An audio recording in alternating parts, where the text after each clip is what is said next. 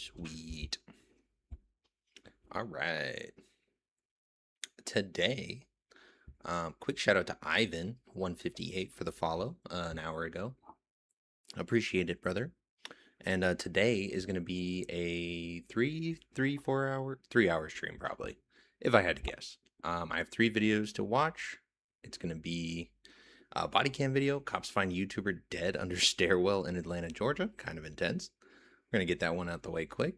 And then we have Darkest Moments in Latin American TV 2 by Thaddeus. Never watched. I think we watched one by him. I don't remember. We'll see. And then Abyssal Detective to finish off, just like yesterday. This one's gonna be Most Disturbing Haunted House Iceberg. I'm really excited about this one. I think it's gonna be really good. His videos are always good though. But anyways, hold up. Let me make sure I didn't mess it up. Okay. Cool. First video is gonna be Cops Find YouTuber Dead Under Stairwell in Atlanta Garage. Cops find YouTuber dead under stair. Bro, third time's a charm. We're warming up. It's cool. I had coffee this time, so we're ready. All right. Third time. Cops find YouTuber dead under stairwell in Atlanta garage. Law and Crime Body Cam Network. These are sometimes fluff, so I might end up skipping a little bit. It's nearly 4 p.m. at an animal shelter in Atlanta, Georgia, where police arrive to apprehend a murder suspect. Dramatic. Love it. Walking in with a purpose. I got you. I'm with you.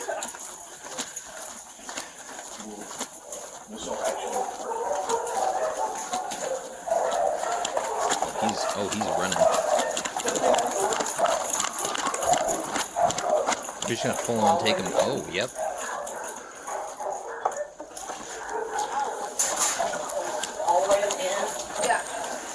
Oh, bro, he's not even in uniform. I would think he might be like a crazy guy. First or second? It's just a camera. No, it's not a camera. It's a body cam. Real.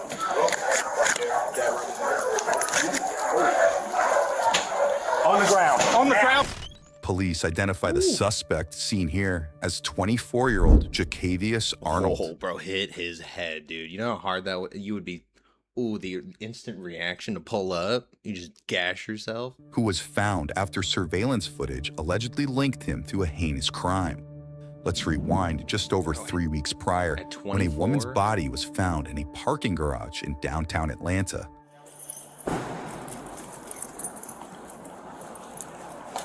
Ooh, in a parking garage? That's awful.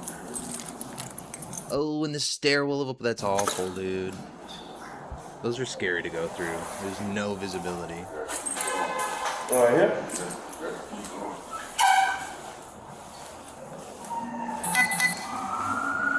Oh. We're not going to show that, are we? Alright, we're good.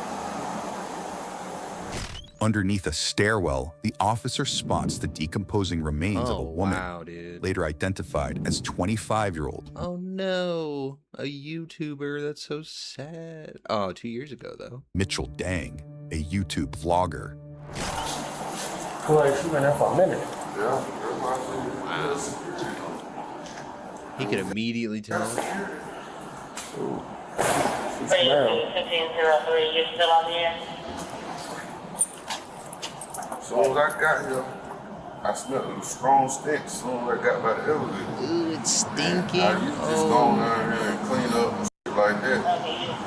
But you know how you think it's a dead rat or something like that? I kept walking. I said, I don't see that. So I said, just walk a little farther. I need subtitles for this guy. I can't understand. When I walked a little farther, I said, oh. Protocol was called. Gotcha. What's the address to this garage? Okay, the head was covered up, right? I don't know what I found right there. It looked like a female or a male to you? To me, it looked kind of like a female. Possible, because she's small. Mm-hmm. Damn, dude. It's 25% right here. What is this parking garage too? Like, where were we at? Get a house, go ahead. It looked like a hospital or something. 5%. It's gonna be a confirmed 48. There's an order coming from the location, so she been here for a while. It kind of looks Oh, like a white casino, female. though. It's so empty. Nah, he just want to know what's going on. I don't know myself, so I just told. Yeah, it's a dead body there up under the stairwell. So Yeah, I talked with our security. They walked the stairwells last night. Said they didn't see anything. nah, it's a smell coming from there. So even if they didn't see nothing, they would have. Nah. Ooh, somebody about to get fired. Well, we have people through the garage all night because of masquerade. I'm saying though, this person that's dead been dead for a while. So they walked the stairwell. They would have seen her up under the stairwell. So she didn't just die last night. Okay. Yeah. Well, that's what I'm saying. That we have people walking that stairwell all hours, all day, all night. So. Bro, he's just not listening, bro. He's not listening at all. Arrest Arrest that man. Done this even yesterday night because we had club traffic all We just need access to the cameras. Yeah, we can't even listen to him, bro. Like, yeah, throw that guy in jail, bro. He's assisting from them figuring this shit out. Like, he's keeping them from figuring this out. Investigators say Jacavius was allegedly caught on a surveillance camera leaving the scene of the crime days before the body was discovered, when they believed he carried out the act. His identity was later confirmed by a family member. I only showed her the video, and I believe her exact words were, yes, that's my grandson. Bro, he was on camera and everything. He didn't even know that. I can tell the way he walks, the shape of his body, and the way he wears his hair. That's my grandson, Jacavius. Back with the suspect, Damn. police aren't exactly going easy on him. On the ground now, mother. Get on the ground. On the ground. Hands behind your Hitting his head was the least of his problems. I don't know why I was worried about that. back. Hands behind your back. You understand me? Put a taser on. He went kind of easy. Something on the taser. You understand me? Do not move. Get up. I got you. Stop right there.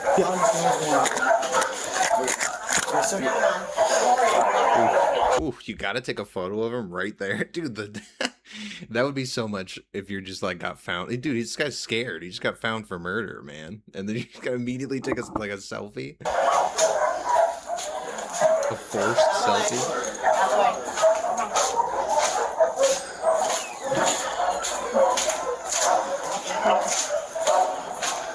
She looked disappointed in him. She knows who he is and everything.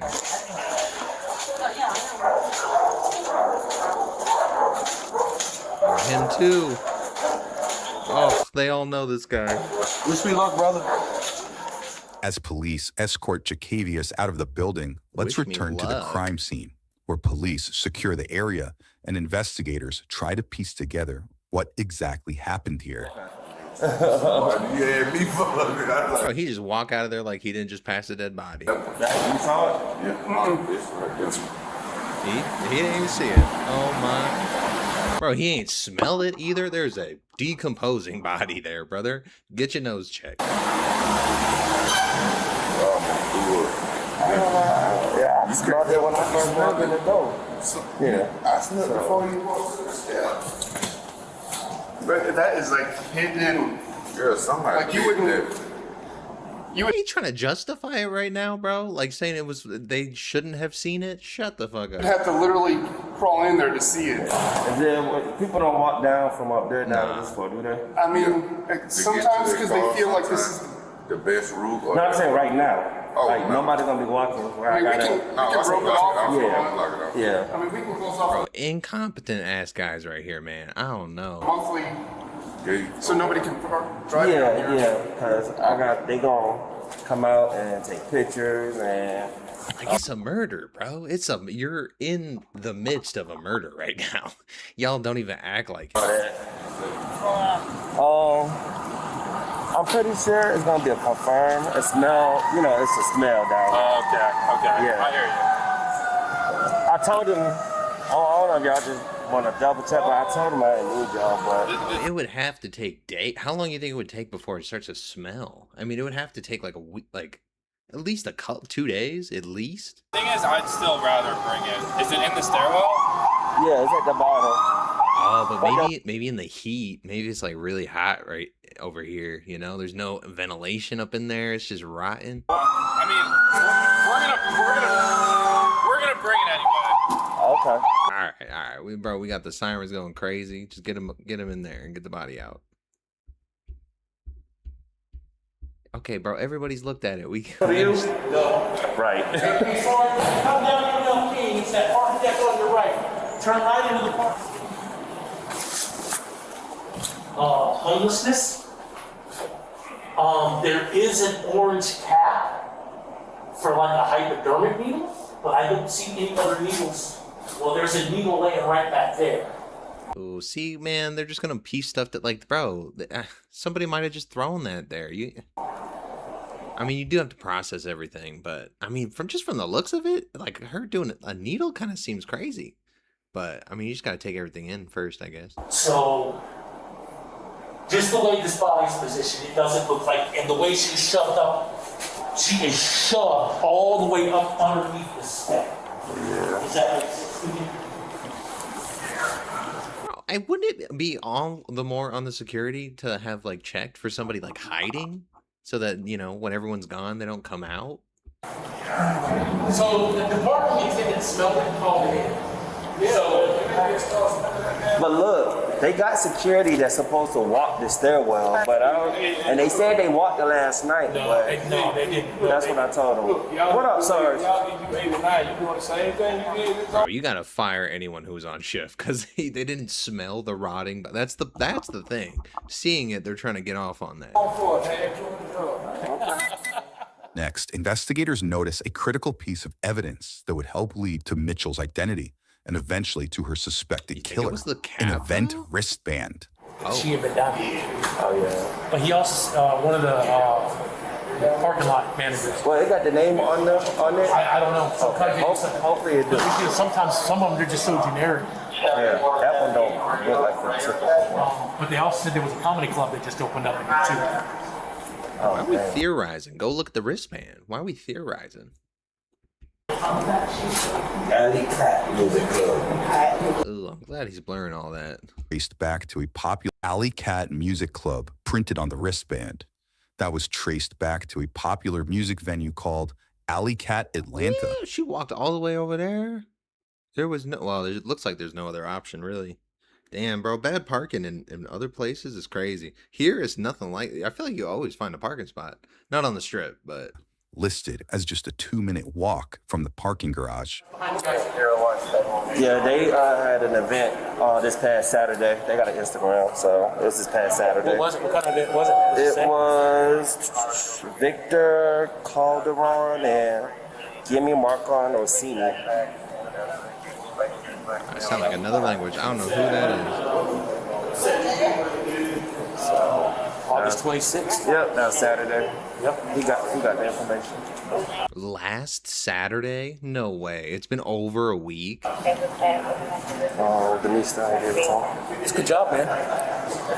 It's a good job. Trying to see if they got any mess posts since then. People posted like, "Where's my friend?" or anything. Bro, this guy's a real like investigator, man. He's like trying to figure this shit out. All other people are just like theorizing about like stuff we don't know anything about. Yeah, that's the other things. Cause he's like, let's look, like, you know, not just like, oh, I wonder. Family members later confirmed that 4 days before the discovery of her body, Mitchell had allegedly said she was attending a concert at the venue, reportedly helping investigators pinpoint their time frame and uncover key surveillance video that led them to their suspect. Perfectly normal person too. God damn. I don't know, man. Just the way the guy reacted, I feel like it would have to have been a long time ago. Like the way the guy that did it reacted, like it seemed like he sat with it for a minute. Like, his reaction did not seem like, oh, I just did this yesterday. Probably somebody, who knows, drugged her, then drugged her again. That's the thing though, her picture, she don't look like she the party type. I know. Yeah, I was thinking the same thing. That's why I was like, no, on the drugs, bro. And down here, drugged her some more. That's what I was saying. I think this is a body dump. And they're like, oh, Yeah, this is the marker. it's not. I was like, okay. If they were smart, they would have took that off her. Oh, it's sad. It was a house and technical club. So she came here for a raise. Man, bro, just their like calm demeanor is crazy. I still can't get around that, man. Like, just the mindset they have to be in to be okay with it. Like, yeah, they're desensitized, but imagine being desensitized to that level. Saturday. My Instagram was showing it Saturday. Next, we fast forward and rejoin Jacavius as he begins to express what what happened to appears him? to be remorse. Sir, come get me. I'm sorry. It wasn't accident, sir. Sir, Now I'm thinking this was like 3-4 days ago. can you look at me? I wasn't trying to. I should have just took myself in, sir. I'm sorry. I really am. I really am. Thank you for come getting me. Thank you. Thank you, sir. The cop just forgives him. I feel like even as the cop, you should. I know it's just to make it easy and not fight him right now, but just say nothing. Don't agree with him. Thank y'all. Thank y'all. Thank y'all. I needed this. I really did. I need to go in. I needed this because I am a horrible person.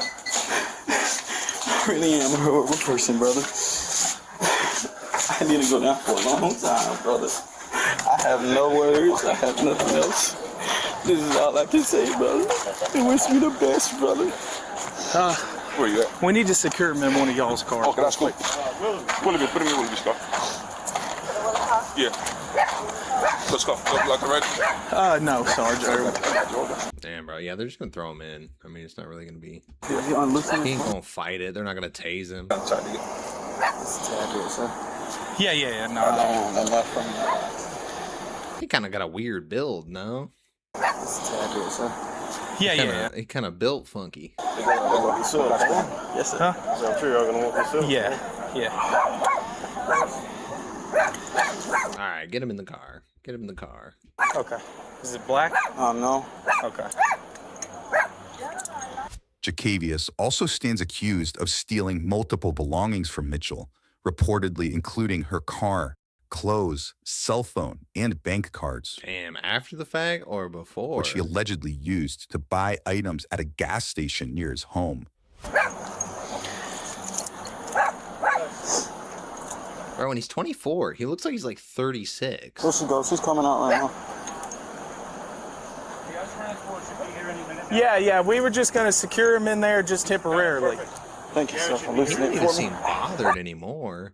Why do people that commit the most awful crimes just cry in self-pity and the guy's caught with weed or trespassing, spit, and can't resist getting... That's so true, dude. Like, he straight murdered somebody, bro. That's good. Yeah, that's good. That's good. Yes, thank you. Good job, Steve. And they just freak out when it's like a little tiny roach in the car or something. They start going a high-speed chase. Really good job. Great job. Seriously. Yeah, guys, we really. Yeah. No. That's what I was saying, dude. It doesn't seem like he's gonna resist or run or anything. Like, he just is remorseful. Well, seemingly. He may not actually be. Could I just say one thing? What are you doing? Just to my girlfriend, please. Just one thing. Just one thing, sir. Can you take that? Can you follow him down? I'm gonna do some stuff up here. To his girlfriend, bro. She's not gonna give a damn about you after this. Yeah. Could I? Do you have a locker in here? Yes, I do. Where's your locker at? It's K's number. It's down below. It's right by the break room. Okay. How are you gonna give a shit about your girlfriend and then do that? You know, like you must not care. There's no way. Just give us a second. We'll talk to you, okay? Can I say one thing to my girlfriend? What's that? Can I say one thing to my girlfriend?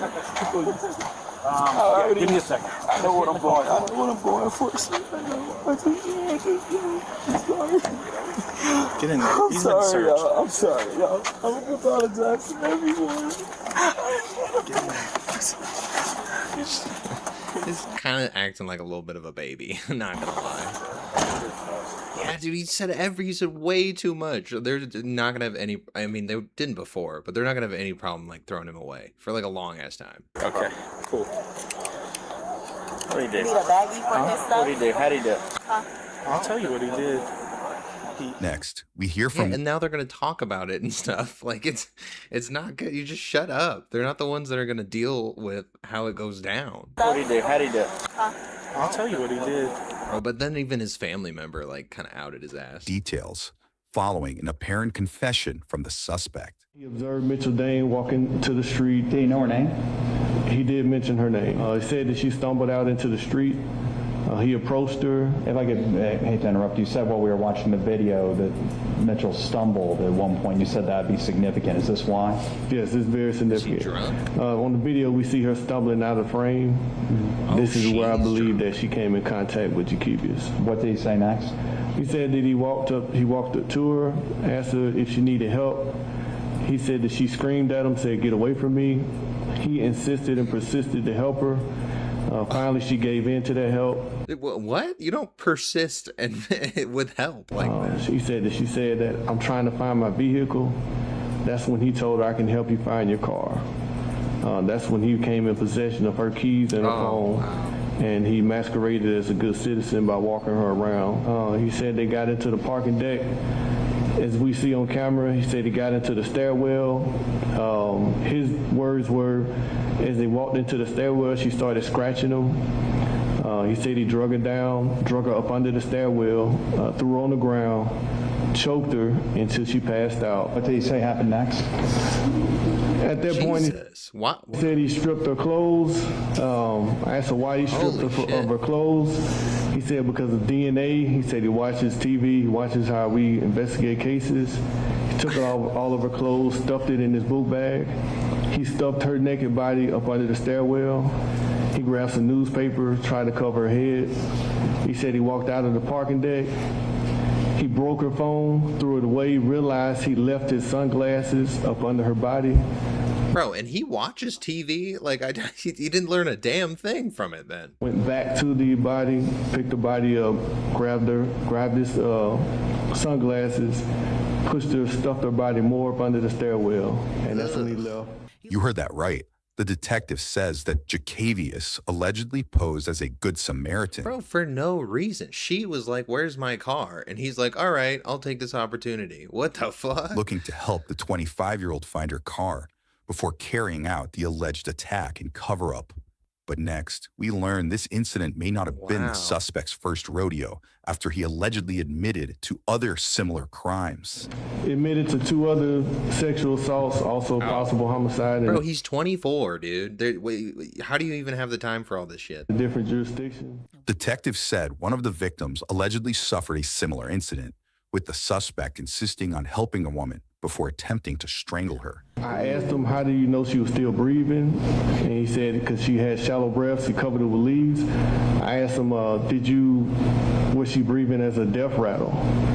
And he knew exactly what a death rattle was. He described the death rattle. He had demonstrated the death rattle. And he described that death rattle as Mitchell Dane doing the death rattle. The other victim reportedly... Bro. How did he know that much about it, but he can't even cover the shit up himself? That doesn't. How did he get a girlfriend, bro? This guy's incompetent as fuck. He ain't that pretty. He ain't pretty, you know. He built weird. Managed to escape Jakevius and has not been identified. Next, a judge rattles off a laundry list of charges against... Bro, the fact that he acted like a good person first and then did that shit out of nowhere like that, I feel like that's even worse. It's the 24-year-old. The following 9 charges. Murder, felony murder, aggravated assault, false imprisonment, aggravated sexual battery, necrophilia, financial transaction card theft, robbery, and kidnapping. Holy shit. Pursuant to OCGA 17-6-1, I'll enter an order for no bond at this time. At last check. And no, bro, his life's over, dude. You're literally never going to be able to do anything after this. Jakevius was denied bond and is being held behind bars as he Good. awaits his next court date. Bro, felony murder and murder? I feel like I didn't even know felony murder was an extra charge for already being a felon and then murdering someone. Holy shit. Dude, I haven't watched a body cam in a minute, and that was that was really intense. I'm glad though. That was really good.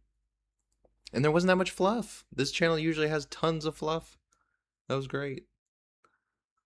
Sweet. All right, and then I'm gonna do this one, and then I'll do a pee break after this one. So not to interrupt it too early, you know. Bro, the necrophile part got me. That was way too. That was too much. That dude's sick, and no one's heard of him. How? And how does he have like? He seemed like he had friends and stuff inside the workplace. Like people knew who he was and looked disappointed in him. Like, bro, he just acts like a good person all the time. He's a psychopath. Especially the necrophilia part. I can't even wrap my brain around that. Like, you gotta be a sick person.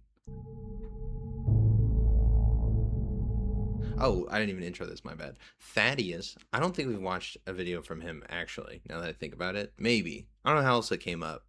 But Darkest Moments in Latin American TV 2.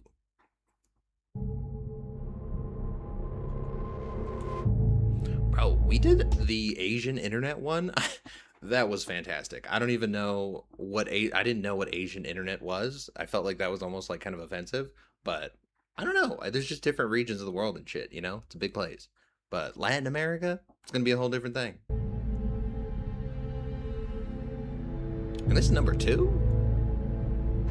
Maybe I should have watched the first one. Hell Inside. Should I move? I feel like he's going to do that. Oh. Thank you for the follow, Cheesecake. Appreciate it, bro.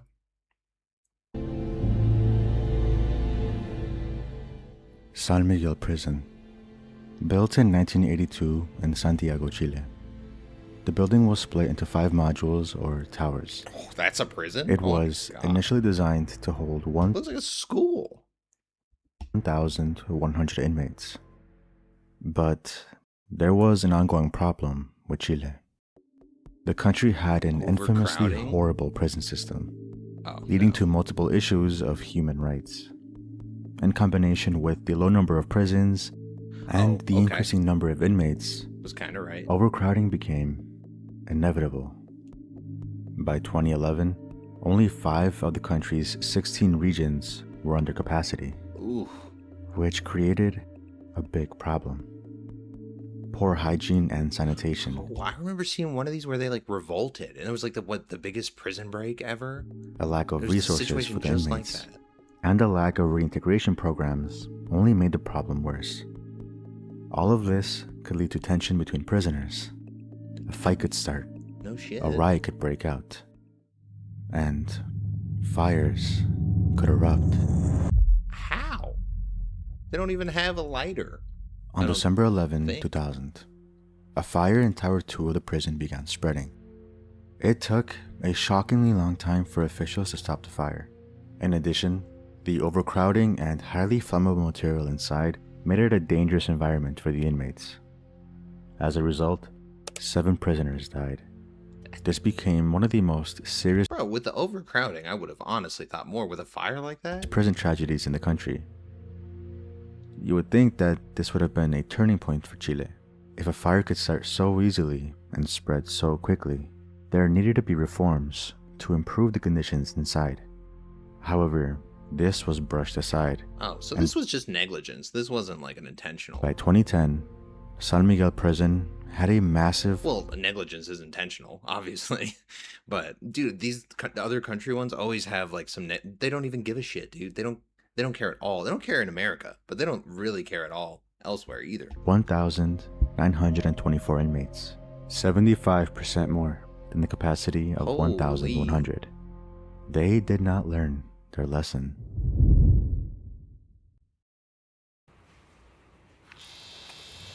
Is it because nobody's going to stop them from... The day was like any other. Overcrowding? On the 4th floor of Tower 5, 11 inmates between 2 gangs were fighting.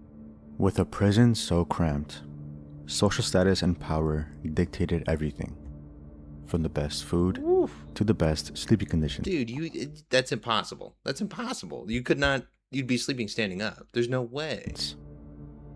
Allegedly, the conflict started when one gang wanted to kick out the other from one of the small rooms that had windows. One of the inmates who was a part of this brought out a gas container attached to a plastic tube. How did he get had this? brought a homemade flamethrower. The prisoner then fired. Someone from the opposite side put a mattress in between them to protect themselves. Okay, I thought he couldn't get a lighter, and somehow he manages to create a flamethrower from prison? Let's give that guy like a medal or something, and then put him back in jail. But, give him a cookie or something. I don't get why we don't just build a Kowloon walled city type of thing for every country with prison overcrowding and make them play an IRL survival game with air. Bro, Hunger Games. Like, we should just make, like, it just depends on the crime. I feel like if it's bad enough, we could slim it down, put the other guys in jail, the weed guys, or, possession guys, maybe. I don't know, maybe selling drugs is a little bit different. But, like, murder and shit, yeah, put them in their own little... Isn't there movies on that or something? Like a concept where you put them all...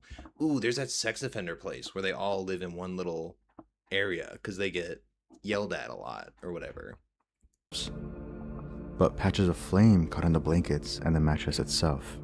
They tried to smother it out, but in a matter of... Wait, bro, it's a flamethrower. What do you mean you accidentally set the bed on fire?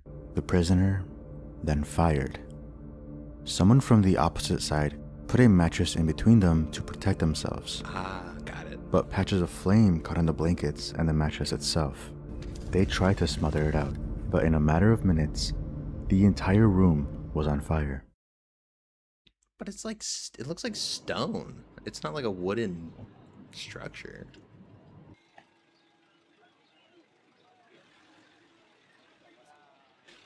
I mean, it's not like you could just hang out in there, though. You're still gonna die in there. Over 140 prisoners of the 4th floor of the 5th tower were subjected to agonizing heat, curling their eyelashes, burning their faces, and filling their lungs with smoke. Officers did not seem to act accordingly. In the account of a prisoner... I was gonna say, though, maybe it's because they're prisoners, though, and then you kind of have that hesitation, like, wait, what did they do, though? He stated that there were more than 200 of us who were screaming down. How could the gendarmerie not listen?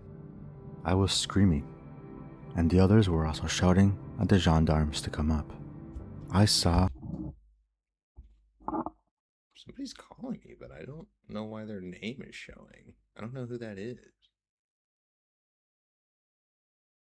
Weird. Way to interrupt shit. That they were burning alive. Although I couldn't scream anymore, I was dizzy. But they didn't help us at all. The only thing they did was wait for us to burn and die. Firefighters did not arrive until 5:57. Especially in a country like that, though, I feel like it would be... Well, I mean, it's the same. This was because no officer made any attempt to call emergency services. The call came from an inmate who smuggled a phone inside. Okay, that's a little extreme. Not a single guard or person that works there called the cops or the fire department? You work there. That affects you too. However, they weren't even able to work until the 3 lower levels were evacuated by police. That gave the fire more than enough time to spread. News outlets rushed immediately to the scene. Wow. They not only captured the shocked faces of onlookers and devastated families, but they also captured the true horrors of the fire. Smoke billowing from the windows, turning the sky into a black fog. Hands reaching... Like, they're not... That's what I'm saying. They're not out yet. They're still in there. Reaching out, desperate for escape. And these spine-chilling screams of inmates, so loud that they could be heard from the street. Well, yeah. I mean, it's fire. It's heat. Like, it's going to be awful as a human. Any crime that can kill somebody quick or traumatize and ruin lives should just be life in prison, because reoffend rates ain't even a prison thing. It's an economic thing, so harsher difference. Dude, I kind of agree, though. Like, if it hurts somebody to, like, a degree like that, like, I kind of think it should lump in things like that ruin lives. You know, you don't have to get killed for it to be like, oh, you got it impacted as bad. Like sometimes that's worse. You have to continue living with the issue and the trauma.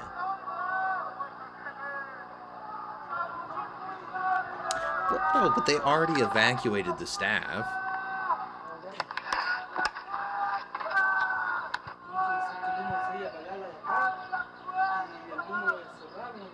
Damn, that is horrible though.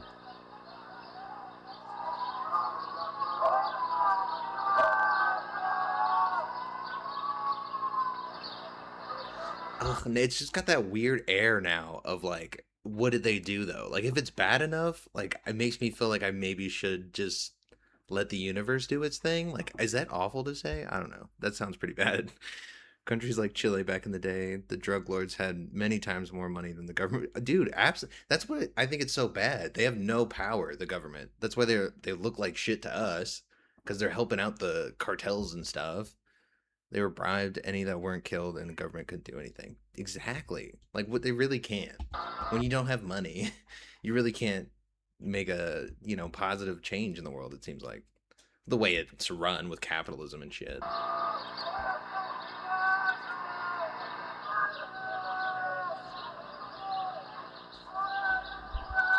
Do they get them out? After the fire was taken care of, and what are you gonna do? I get it. You want the cool, like, a history book picture of you being like a citizen or some shit. I don't know, but dude, what are you gonna do? Jumping over there? prisoners were sent to the hospital. It's 81 were reported deceased. This event. Ooh, 81 is kind of insane. The other one that said 4, I was like, oh, I thought or 7. I thought it was gonna be more. Event exposed how inhumane and disorganized many of the prisons were in Chile. To find out more, a reporter went inside to record the living spaces of people. The cells held twice the number of inmates allowed.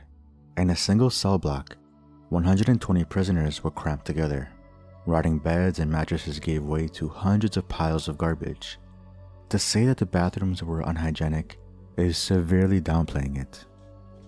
Okay, but what about the flamethrower? How'd the guy get a flamethrower? That's what I'm not understanding. Like, if we can't even keep like enough space for each person, how is he getting a tube and a butane torch, and how? Safety was completely non-existent, with water being in easy contact with electrical wires. Oh well, bro. I mean, that's that whole country though. Stuff's kind of just shady. The amount of officers compared to the amount of inmates were not in correspondence. Out of the almost 2,000 prisoners at the time, there were only 100 guards, divided into 3 shifts. I can't explain further. Dude, small town. Fires in some places in Africa have killed 30 people at once. Dude, that's horrific. Like, 30 people dying to fire at once would be like the most horrific sound on the planet. How bad these conditions. That's so that'd be the worst way. I think that'd be the worst way to go. Fire? Like, I'll take water before that, and I don't even like water. You know what I mean? If I had to pick. Were. And looking inside, it really paints the picture of how a single mattress on fire managed to claim the lives of 81 people. I don't know, man. I feel like there's a lot that needs work there. It's not just the fact that it was overcrowded. That doesn't help. Shots of the prison on fire and the audio of people screaming inside are absolutely haunting.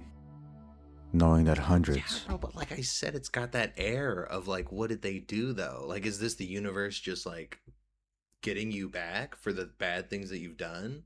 You know what I mean? Like, I don't know. I think that way. I usually think the universe has its way of working. Bamboo growth could top it. What does that mean? Don't those grow like super crazy fast though? Bamboo stuff? They're like, that'd be so cool, dude, to have like a bamboo plant. Maybe it doesn't grow in the environment that I live in, though. That would make me want one all the more, though. And then people would be like, oh, the house with a bamboo plant? Like, hell yeah. Don't look down. Carl Walenda. Known all across the world for his amazing high wire axe. Bro, why? How much do they pay you to do shit like this? Like, genuinely. I mean, it's for a huge football stadium. They got to be giving you racks, right? This got to be the one event you have to do all year, I would hope. All across the world for his amazing high wire axe. Born in Maddenburg, Germany, to a circus family, Walenda started performing. Oh my god. Oh my god. They make them grow up your... Dude, I think I've heard about that. It'd kill people, allegedly. Historical sources from Asia are kind of shaky though. That is so, like... that person's a sadist. That was like, oh, you know what? You know how bamboo grows? At the age of 6. Holy, I didn't even think while about notably that. young, he loved to perform. And while he was a teen... Dude, do they do that in prisons and shit? Oh my god. Found a steady job at a circus. It was there that Carl truly mastered his craft, doing insane stunts high above the ground. I respect But Carl had Oh, other why? plans in mind. An idea so great, he left a circus who taught him everything, and at 17 years old, put together his own act with his brother, alongside 2 others, including a 12-year-old girl who would later become his wife. 12? He called this group I the hope at the Flying right time, Walendas. bro.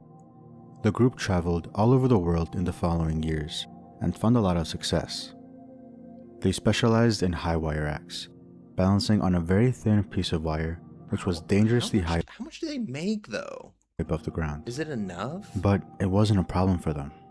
They'd practiced these stunts all their lives, and the safety net was installed just in This was them. We saw a video about this. It was like a family that did it. case anything went wrong. But that was about to change. In 1928, John Ringling saw them perform in Cuba and was quickly impressed with their skills. John Ringling was one of Depends the on the circus, right? Because I feel like Cirque du Soleil, they'd probably be paying racks. I mean, you probably make good money there.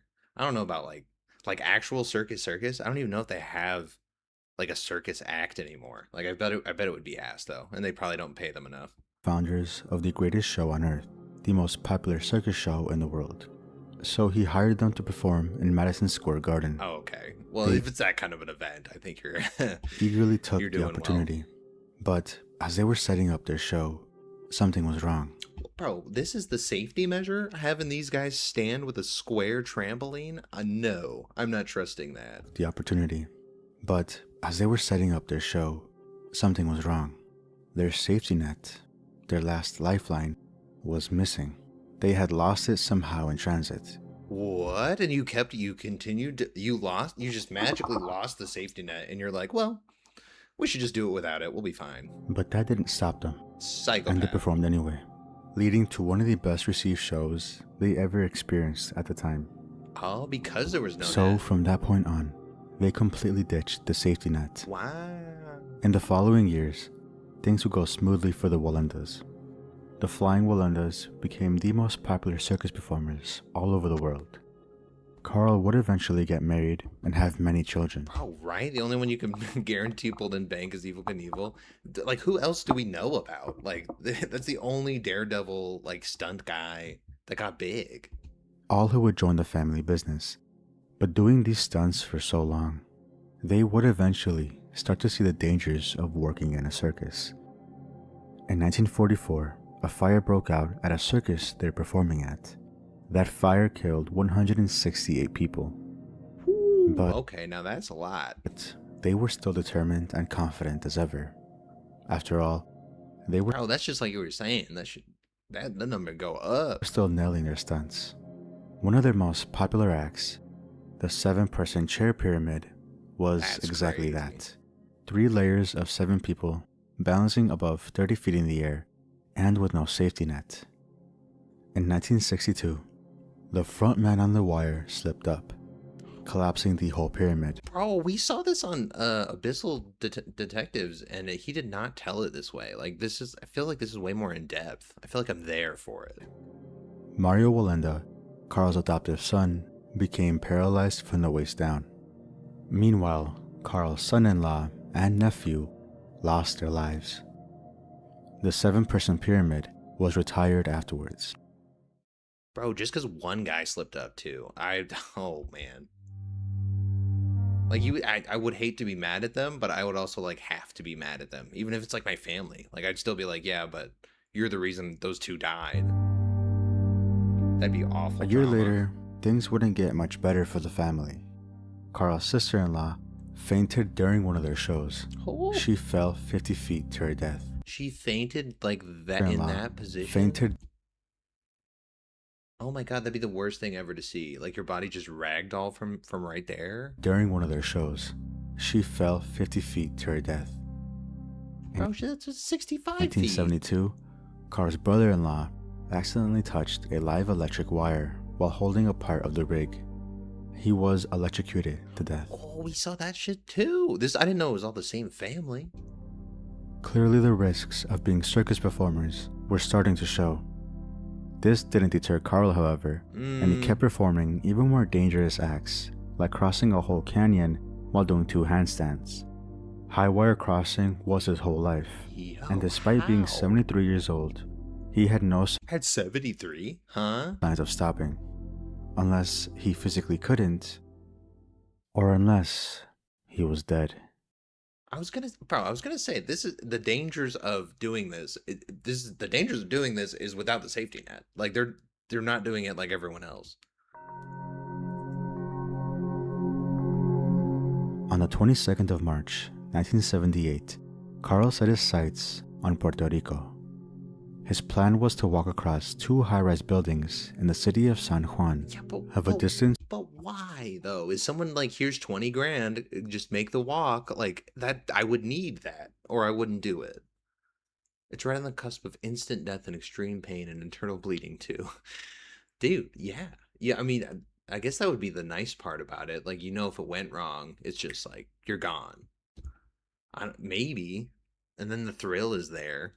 Of 121 feet across. While an incredibly dangerous act, he was confident. But there were some major issues. Just a few months back, Carl had broken his neck in an accident. But even more concerning, the winds that day were incredibly strong. They were as fast as 40 miles an hour. And well, Carl was old. He didn't have the balance and strength. Is he doing this with a broken neck as well? He once had, even 20 years ago. You died but when that happened. As we all know by now, Carl never backs down from a show. And while cameras were rolling, stepped on the rope to begin his stunt. People watched in person and on TV. Bro, he's got too many handicaps. He's old as shit. Like, he is not in good condition because he broke his goddamn neck. Like, I don't know. Can you call it a family curse, or they just ignore the cause of death? That's what I'm saying, bro. Like, it has that same feel where you're like, oh yeah, no, it's sad, but bro should have done that again. That he'd succeed, but very quickly, it was starting to show just how difficult this was for Carl. Yeah, that does not look stable. He for you, stopped bro. in the middle of his walk to readjust his windy. balance, but the high wind was making it impossible. And well, spectators had to watch this. Oh gosh, man. Desde el extremo del condado Holiday Inn le llama a sus familiares para que se controlen. Ahí se aguantan. We're gonna show the whole thing. Señor, hemos visto una de las cuestiones más difíciles y más tristes en nuestra vida. ¿Cómo es posible que algo así ocurra, señoras y señores? Ha caído el sensacional Carl Walenda. That My was God, bro, you would be stuck on that day forever. I feel like your brain would just replay that shit. If you were down on the ground right there, whew, and most trauma. daring member had fallen 10 stories to his death. Oh my God, dude, 10 stories? Carl Walenda lived as a performer his whole life. Bro, he had an open casket? How? That's crazy. And died as one. Unfortunately, in front of so many people. But with the risks he was constantly taking, the chances of something going wrong were growing. They lived a whole ass life though, dude. He was 74 and she was 86. Exceedingly high. Oh wow, dude, that was sad. I'm glad that wasn't the exact same story as the family, because I did see that one already, but I didn't know it parlayed into the grandpa. That's fucking crazy. Pure delusion, 70s and injured doing this shit. And I think like you were right, dude. I think it's like the thrill. Like, he's so old. He's got nothing left. Like, it probably doesn't even excite him anymore. So he's like, oh, well, it was fun. Oh my God. Poor old man. Katya. A black Venezuela. Ford parked suspiciously close to the building. 5 inmates suddenly walked right out through the gate. Minutes before they crawled out of a hole, they were met by police. But instead of arresting them, they led them to a gate and opened it for the inmates. They walked right out and entered the Black Ford, escaping into the night. Oh, they let them escape? The escape was not detected until 7 a.m. the following morning. Venezuela learned that day that 5 of the country's most dangerous criminals were now free. Bro, there's just too much corruption with that. So there's enough here, bro. And like every little bit is corrupt there. Like one of the inmates was Hernan Gregorio Lopez. The guards just let him out. Sortuño, better known as Hernancito. Strangely, Hernancito was in a maximum security prison set to serve 30 years. What was he doing in a detention center where people are held for a brief time? Well, like just a few days before the escape, he was transferred to the center under no authorization. Yeah. Something was very wrong. It did not take long to find out what happened. The escape was planned 1 year prior. And I guarantee, like you nailed it when you said, dude, that they're not as strong as the government. Like the drug cartels and stuff, the gangs, like they got the power. For 500,000 bolivars, or around $55,000 today, paid to 8 corrupt officials. The selfishness of these people put a very dangerous person on the street, who would only pop up again only 4 months later, and leading to one of the most disastrous moments in television history. The craziest thing, they never found him. It was 4 months later and you never located the guy that ran away? That's not how it would go here. That person was, of course, Hernancito. Oh, is this that Rappel around 8:30 p.m. Oh, I think this is that Rappel video. On Monday, April 15, 1996, Maria Magdalena was leaving the gym, which she frequently routined. She was accompanied by her friend. As they were each going into their respective cars, 2 men came out of the shadows and demanded them to hand over their belongings. You wouldn't be surprised that one of the assailants was Hernancito. The 2 men stole her friend's car and took Magdalena with them, leaving the other girl behind. Why would you kidnap? She immediately called police and provided details, not just of the criminals, but of Magdalena and her residence. Wanting to get a bigger score, they ordered Magdalena to lead them to where she lived. It was an apartment building. Are they gonna like? Is that like a traffic? That's so much worse, dude. I think that sounds like a trafficking thing. Yeah, but how are they gonna find him in 90s? Oh, bro, I didn't even think about the time period. I'm a dumbass. South America police in USA couldn't even find good hiders in 90s. That's yeah. Ni Terrazas de Avila urbanization. When they arrived at apartment 42A, they were greeted by I'm glad I'm in this time period, dude. It's a little easier to not be murdered. Magdalena's sister, 19-year-old Lorena. The criminals took any valuables they could carry and swiftly left the room. Bro, that's but meeting awful. them on the other side was the police, who got there just in time thanks to Magdalena's friend. The 2 thugs retreated back into the apartment room and barricaded themselves, taking the sisters hostage. From that moment on, a simple robbery turned into a kidnapping. This is that Nick Crowley clip. And for the next 22 hours, would turn this day into one of the most traumatic days that would remain burned into the country's memory for a very long time. Yeah, this is the when. Yeah, it was a kidnapping. In a matter of minutes, a swarm of patrols from different police forces surrounded the apartment building.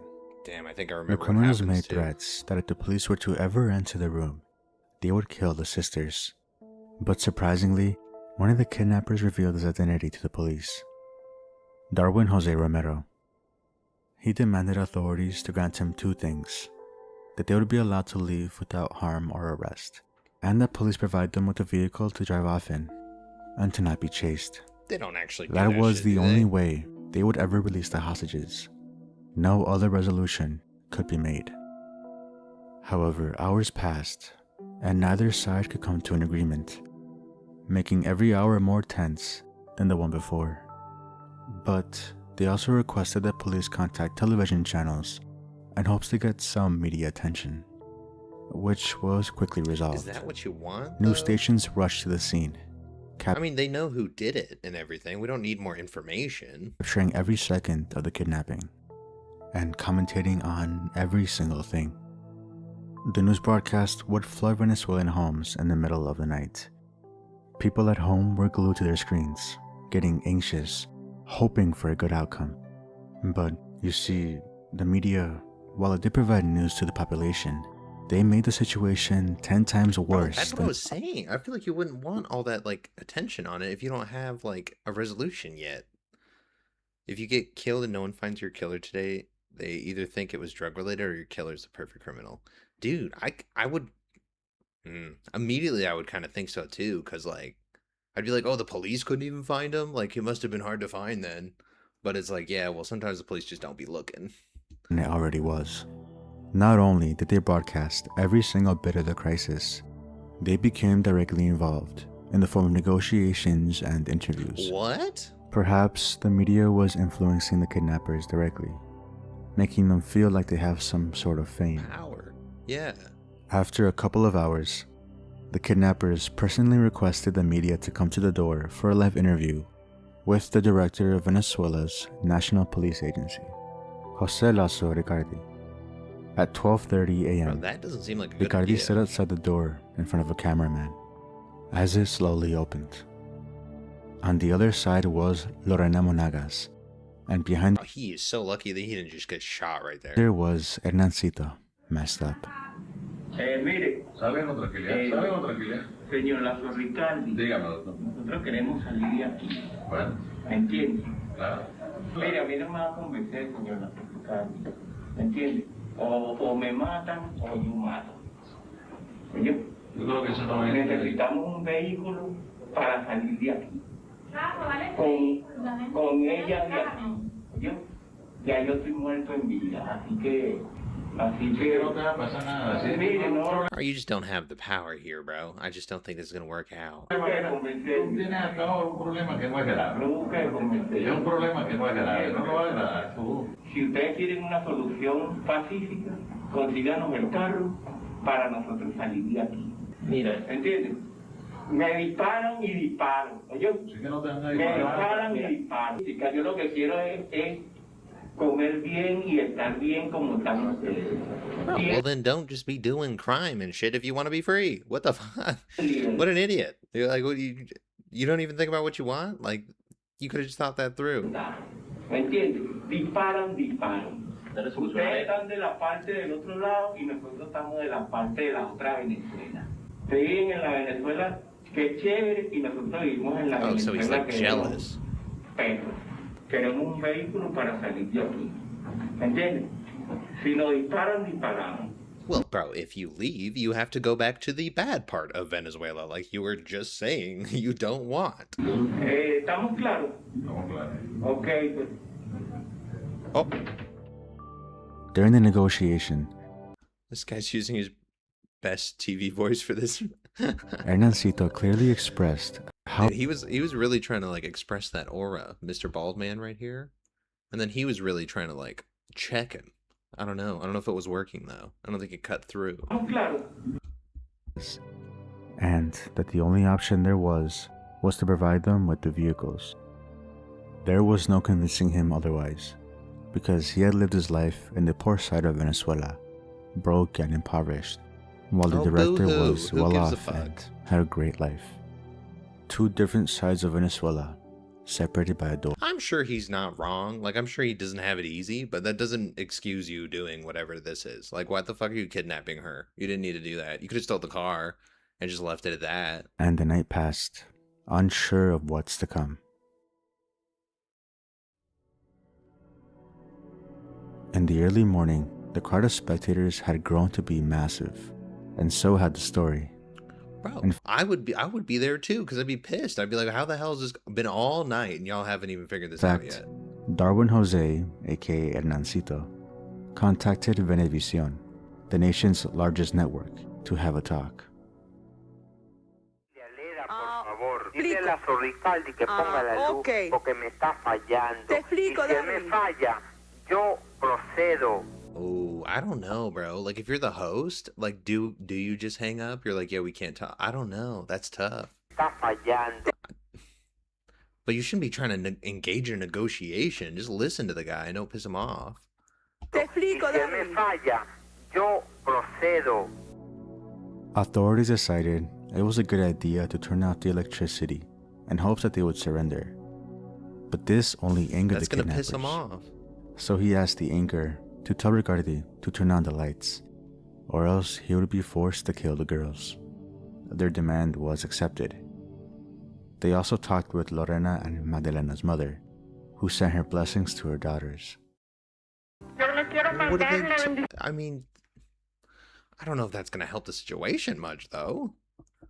To be fair, I think the disparity situation back then was like a lesser version of the gold-plated skyscraper house next to the slums of Mumbai, which just breeds crime and pride cultures. Yeah, that's what it seems like, bro. Is it just you're just bitter, so you're trying to like?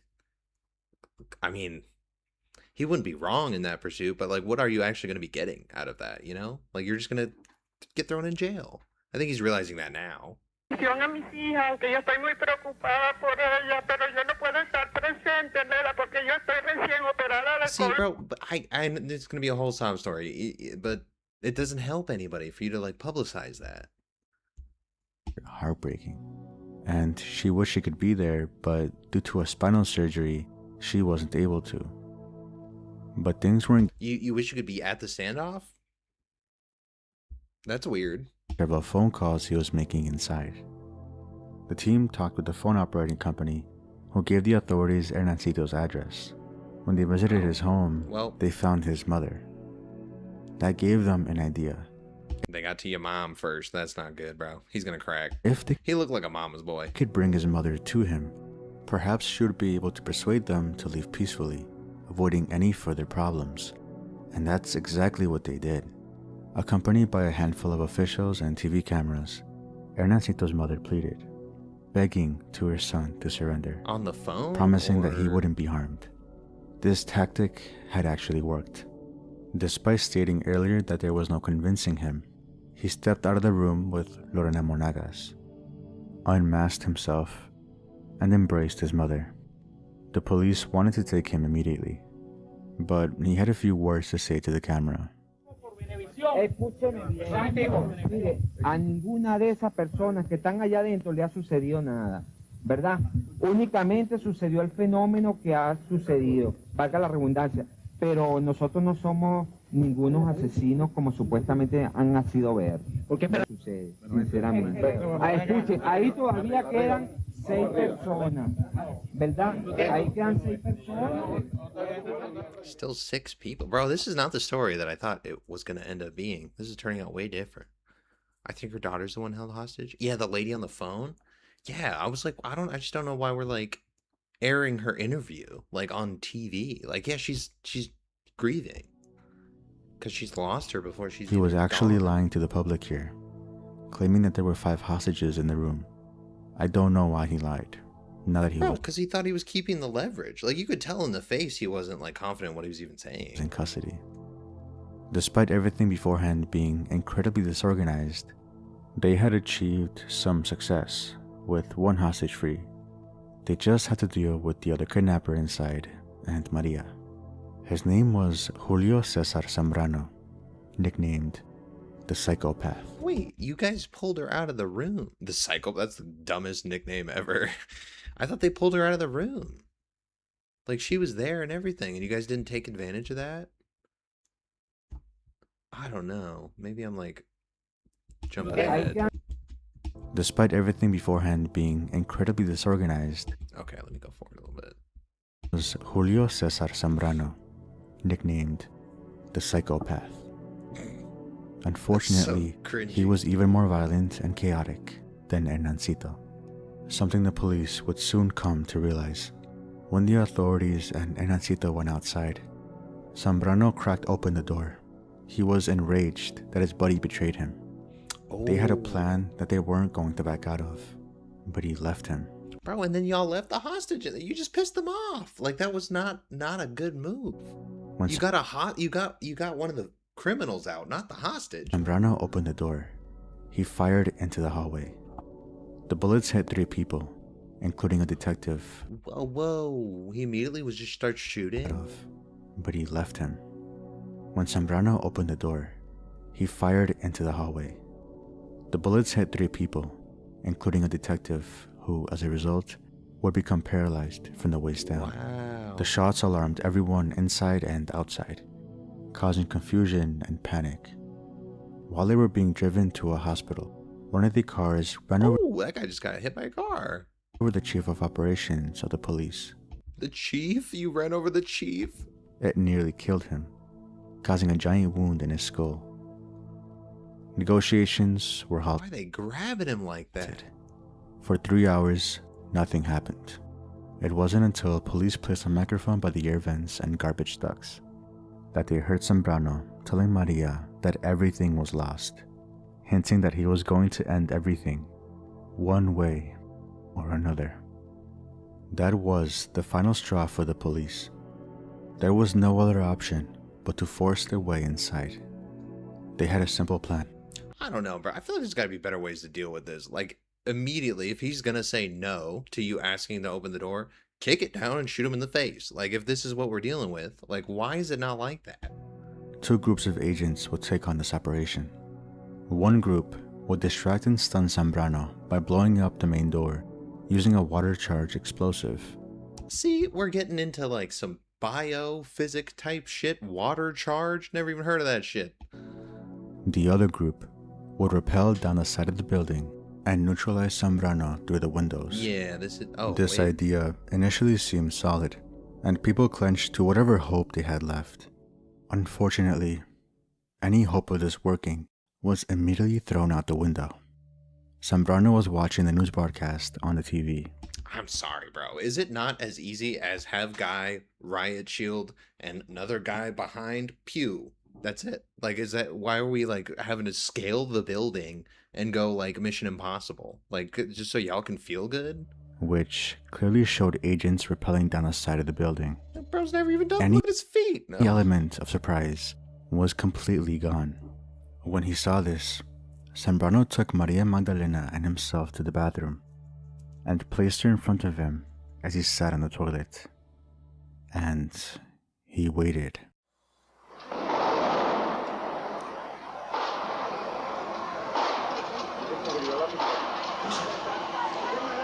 Bro, y'all not even being sneaky. It's so loud.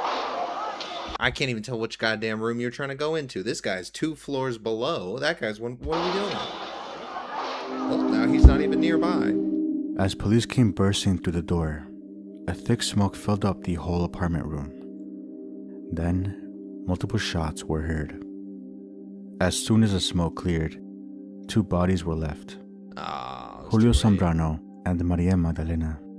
Julio was shot 5 times and was dead. However, Maria had 2 gunshot wounds, one in her pelvis and one in her collarbone.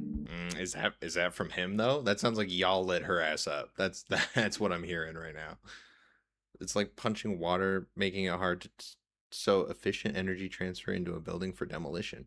Oh shit, really? Why have I never heard of a water charge? I feel like that should have come up if that's that cool. The cameras captured the moment sick. Maria was rushed into an ambulance. And as if surrounding the vehicles with cameras and microphones wasn't enough, I think the they media shot also her, began dude. following the ambulance as it drove to the hospital. While the director was trying to calm everyone down and make sense of the situation, he claimed that Maria was alive and that there was a possibility that she could recover. Yeah, bro, that's what they're trying to just play the shit. Like, it's But not that. only a few hours later, Maria Magdalena was pronounced dead. It seemed like the police had absolutely no coordination whatsoever. Bro, that's what I'm saying. Look at this motherfucker sliding down like he don't know what he's doing. What seemed like a simple robbery could have been handled completely different. Instead, it turned into an agonizing 22 hours and ended up with one of the hostages dead after forcing their way inside. Bro, but what happened? We never do anything to the police for not doing their job. And that's not including how the media handled this, using it more as a way to generate publicity and money rather than a serious case. It could be said that this would have had a different ending if the cameras weren't filming the agents trying to sneak down the window. Yeah, and y'all didn't interact with him and like he actually kind of changed the mood. Like he was going to be compliant anyway. He came out. He easily escaped in 2015 after he was allowed to leave the prison only to work and come back to sleep. He escaped on his first day. And 28. Bro, this whole don't go to Venezuela, bro. Nothing works. Nothing works. You can just get out of. You can just walk straight out of prison. You can just ask the guards if you can go, and then they're like, "Yeah, sure, bud. Just come back after you're done working." Like, I don't know, man. That's so frustrating. Oh boy, I don't even want to finish that story. I'm just gonna move to the next one or the last story. And then I'll take like a 2-3 minute break, and then we'll do the final video. Then I might play games after. We'll see. I'm not sure just yet. A woman hears a knock at her door. She opens it, and in front of her is her ex-boyfriend, Carlos Antonio Avila, completely intoxicated. Not a drunk ex. She had told him before to never come back unless it's to be with or talk to their son, but he was there for a completely different reason. He wanted to get back with her. She dismissed him entirely and demanded he leave her alone. It was the third time that week trying to talk to her and was met with the same attitude. Okay, buddy, it's the third time. Maybe give it up. Maybe it's not the charm. Maybe give it up. His response was an overreaction, to say the least. He would surround her house and threaten to kill her and her new partner. Carlos seemed to be out of reason as he kept telling her to shoot him with her gun as well. Completely fed up with him, she called police and went to the police station with Carlos trailing behind. Oh, don't tell me they're not going to do anything about it. Somehow, reporters caught the story and conducted a brief interview with her with the cameras rolling, asking questions to how everything started, with Carlos just on the other side of the fence between the two. She tried to get Carlos' side of the story, but he was uncooperative, walking away and fully ignoring the reporter. Bro, he's just gonna pull out. Preguntando ni verga, que no le voy a decir nada. ¿Pero por qué, Carlito? Ella dice que la quiere matar usted, hombre. It's not You think he's gonna say something right there? shown in the video, but police arrived and tried to talk to him before attempting to check Carlos for weapons. But that's when he started to get aggressive. Oh, he got a knife. Oh, He pulled out a knife and charged at an officer. Right here is where things should have been taken a lot more seriously. A knife is a very dangerous weapon. Shoot him. And even more Bro, he is charging you with a knife. Shoot him. dangerous with an unstable and unpredictable person wielding it. Do you not Instead of have a holding gun? him at gunpoint, the police officer pulled out his firearm and stayed a distance away, but followed him as Carlos tried walking away. Bro, fire his ass. He's not doing his goddamn job. What do you give him a gun for if he's not going to use it? As more cops approached, their partners told them not to get too close to him. Bro, that's what the fact he was even on camera at all for that question, bro. He's just like, oh, well, I'm going to be here because she's right there. I don't mind that you're recording me for TV. This dude's lost it. Shoot his ass, please. He's going to charge you.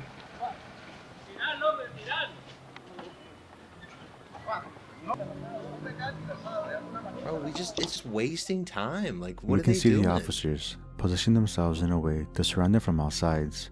However, this causes a big problem with crossfire. The officers could shoot each other. I mean, just shoot him in the leg. Shoot him in the ankle. Right there. Done. It's done. He's not dead. He's probably going to be fine. We save all this fucking time. Accident if one decides to fire.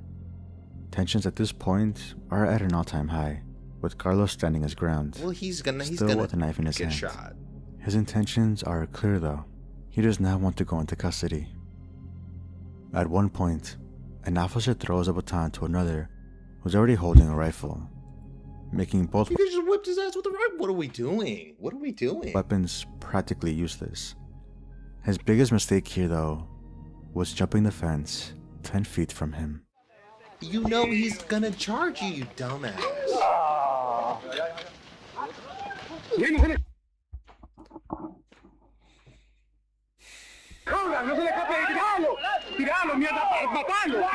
Shoot him. He has taken out 2 of you.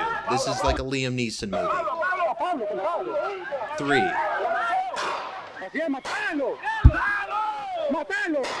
I don't even feel bad. I genuinely. He's still running around. And you're dead. You are the police. You guys are screaming the police. You guys have an automatic rifle I can't even feel bad. I genuinely can't. Like, that is the most frustrating thing I've ever seen. You just literally let him run down your, literally clutch your whole team like 1v6. Like, what? I don't even.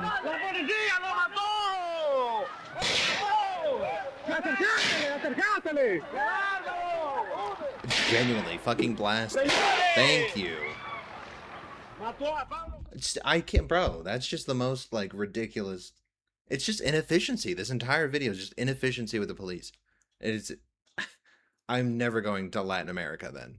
In a span of 40 seconds, Carlos managed to charge at almost every officer there before being struck 4 times with bullets. He was handcuffed and taken to a hospital. Oh my where he later god, died. dude. Tragically, like John Lieutenant Wick, bro. Pablo Exactly. He just took all you guys' ass out with no gun. I'm sorry, bro. I'm sorry, bro. You guys should have done better. You were given a gun. I don't feel bad if you couldn't do your job. Honestly. Like, I don't know. Wow, that was infuriating. Holy shit, dude. This is why I don't do body cams, bro. Like, the police ones piss me off, the government corruption ones, because there's nothing you can do about it. I can sit here and talk and yap all I want. It just doesn't, like, doesn't matter, you know? Oh, okay. I'm gonna take a super quick, like, 2-minute pee break, and then I'll be right back.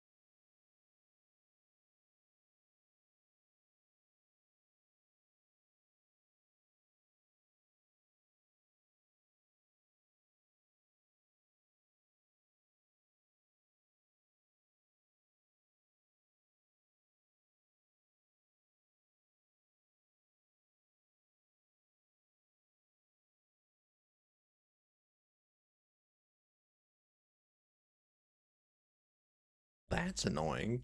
The second I'm gone, I'm gonna put some spam stuff, buddy. How about we don't?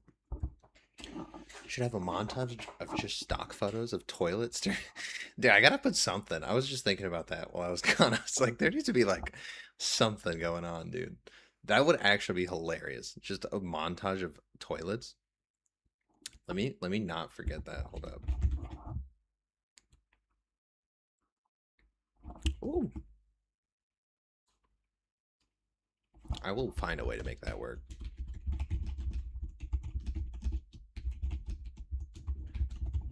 Perfect. That'd be hilarious too. All right. The most disturbing haunted house is Iceberg, Abyssal Detective. This is gonna be a long one. 48 minutes. These ones are always long though. But they're always good, dude. And he puts so many stories in it, you know? It's fantastic. He might be one of my favorite channels, honestly. And he's grown so much, like, so fast. I feel like he was at like 100K, like 3 weeks ago? Like a month ago? Bro, load. I want to see.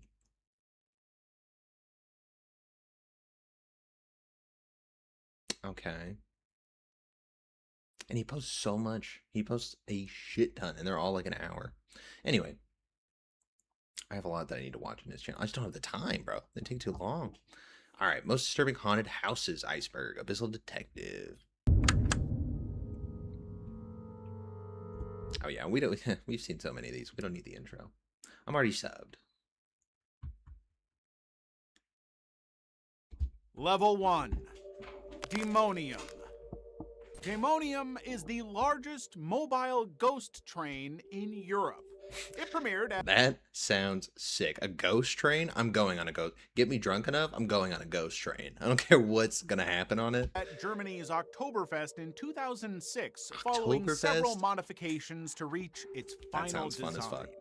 The ride towers 23 meters high with horrific scenes spread across 4 levels. Dude, that During looks the roughly fun, actually. 4-minute experience, you're lifted in a large spiral that circles a central tower of cages.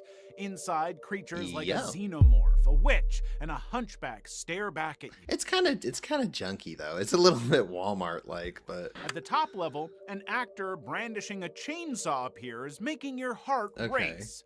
But the terror doesn't stop with the creatures. Ultra-modern lasers and special effects, including thick fog and total darkness. This is like the most budget, like, Fright Dome thing ever. Twist your senses. Even on a sunny day. It's just drinking they do it. Bro, I want to go to that so bad. It'd probably be awful, like, some of the people you interact with, because they're just, like, belligerently drunk, but, bro, that'd be fun, though. Hey, the moment you step inside, it becomes pitch black. Spinning skulls, bubbling bloodbaths. I'd be using that more, dude. Seeing all the, like, junky looking shit. Swinging swords and torture dioramas distort your vision from every angle. Occasionally, you emerge outside. How long only is to this be ride? startled by live actors lurking along the path. The ride moves fast, carrying 12 people every 20 seconds, keeping a continuous stream of adrenaline That's flowing. dope. But Daemonium isn't tied to a single park anymore. This massive ghost train travels across Europe from festival to festival, bringing its 4 stories of darkness to a new... In New York and New Jersey, they do it in the US in October, but I don't really know. I've heard that it's like just before, like, I don't know. I've heard it's in September, and then I've heard, because it's called Oktoberfest, but I've heard it's in September. New crowd every season. Shocktoberfest Challenge. Another one? After decades of exploring... Wait, what was wrong with the other one? Travels across Europe from festival to festival, bringing its 4 stories of darkness to a new It's crowd just the same thing? every season. Shocktoberfest Challenge. Oh, it's just haunted houses. I thought it was like a disturbing thing that happened in the haunted houses. My bad. After decades of exploring fears, refining special effects, and casting scarier actors, Shocktoberfest decided to haunt guests in their most vulnerable form. Shocktoberfest is an annual month-long event located in Pennsylvania. Pennsylvania. So this is like a Halloween version of Oktoberfest? For the 2013 Halloween season, the creators introduced the Naked and Alone Challenge.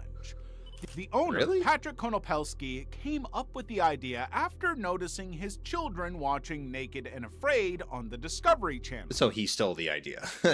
What? He realized how afraid people are of being naked and how easy it is to scare them in that state. You're not gonna... Before the experience begins, participants must... No way, dude. There's no way they paid you to take your clothes off and walk through this bitch. Sign a waiver and undress in a communal changing room.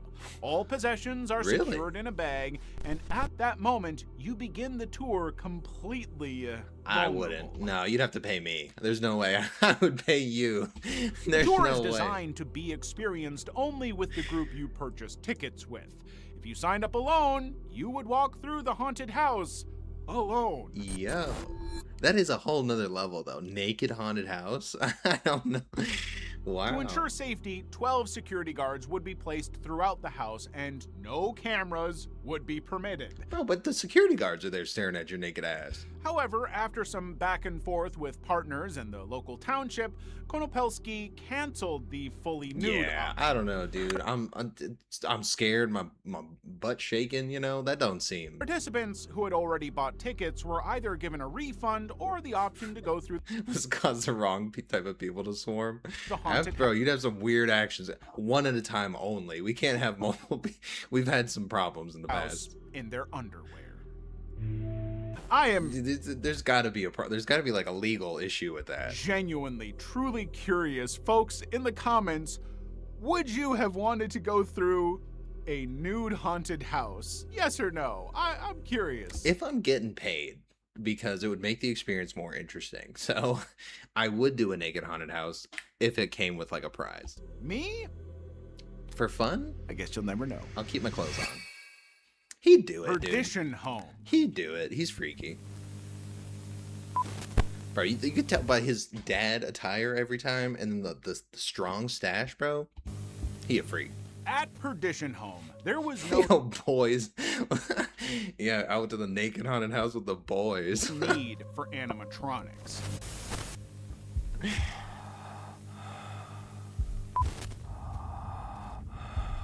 What? The raw, gory horror alone was enough to make visitors jump and scream.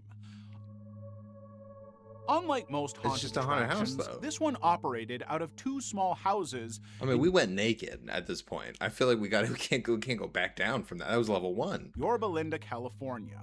From the outside, they looked completely normal, but the moment you stepped inside, you were confronted with hyper-realistic mutilated bodies, decapitated corpses, and rooms soaked in blood. Bro, that would be perfect. No, Mr. Clean, and it's like that kind of environment. It's fucking blood everywhere. It's just clean-ass Mr. Clean in a white tee. Oh, man. No, bro, and you could just employ a bunch of bald dudes. Like, that would be easy. One unique feature was that the that'd be theme kinda sick, changed though. every year. Instead of simply adding new scenes, the creators completely reinvented the story. In 2015, the theme was Necrospace, where visitors walked through an abandoned spaceship filled with gruesome horrors. Nah, space themed? I don't know. I'm out. I'm not naked. Space themed? No, I'm totally out. Some of the alien creatures appeared ghost-like, while others had their skulls split open or were missing. Bro, just an astronaut helmet, nothing else. Just walk through that puppy. I'm doing a space theme one in that sense. Yeah. Their heads entirely. In one scene, a severed head even sat inside a toilet bowl. One of Perdition Home's most disturbing themes arrived in 2018 with Death Cult.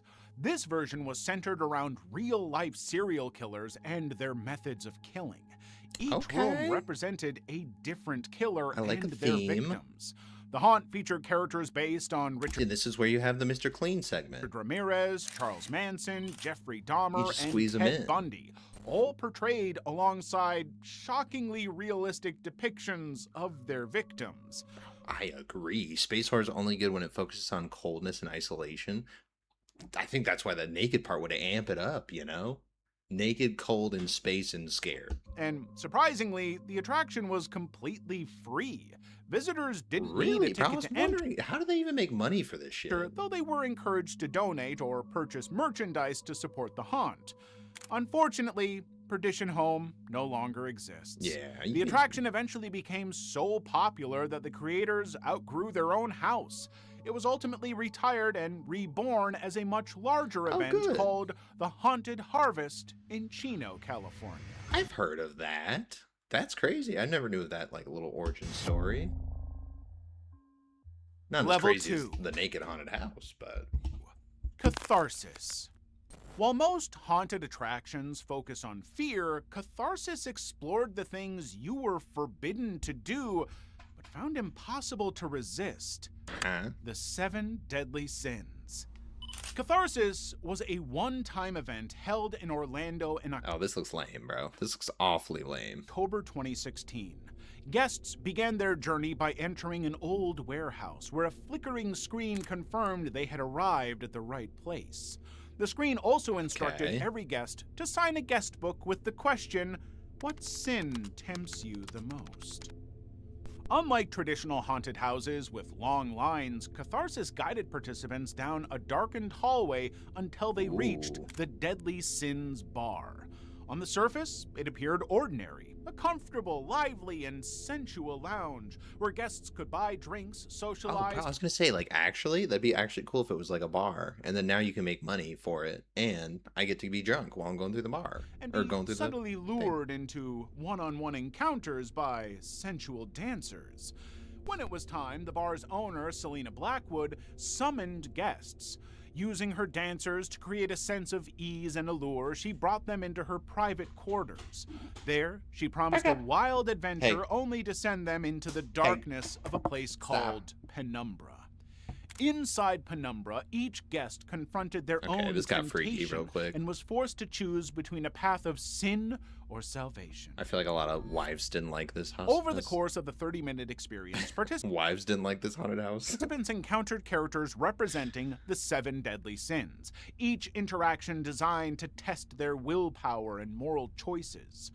Although catharsis I don't know, bro. I feel like that would get dicey. Like you do bring the wrong crowd of people, like that's gonna get weird real quick, and she's gonna be in a bad situation. Like I feel like in some places in the US just feel like a fever dream. Stripper horror is only a concept that can get anywhere in Florida.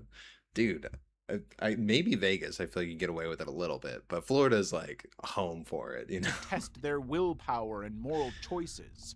I feel like zombie strippers has been done so much, but also not at all. Although Catharsis ran for only 13 nights, it drew over 1,000 guests. It has not returned since, and whether it ever will remains a mystery. Well, they clearly didn't make money then. 1,000 guests come through, and then you just stop doing it?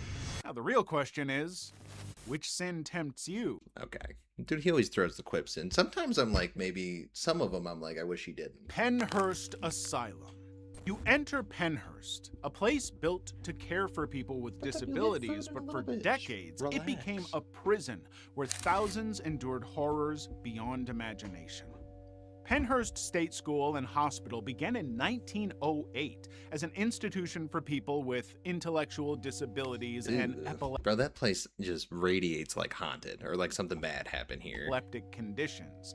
It ran for nearly 80 years. Epilepsy Originally hospital? designed for just 500 residents, it held over 3,000 residents by 1968. Oh, why? We just saw the negligence of that. Due to extreme overcrowding.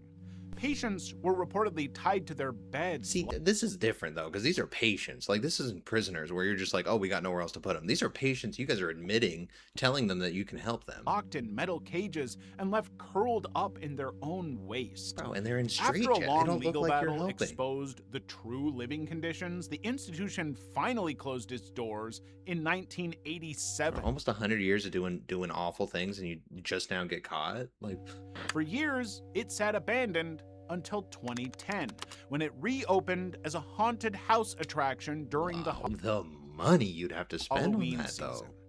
Your journey begins in the former administrative building. Unless you there rent it. enter a museum filled with photographs and historical displays about Pennhurst's past. Afterwards, you move through the haunted house itself, where some original items like patient... I don't know. I think that's cool, but like also not. Like, I don't like when it's like a museum type. And then like if anything scary happens, like it's probably them trying to like make it extra scary. I don't really like the museum type. I don't know.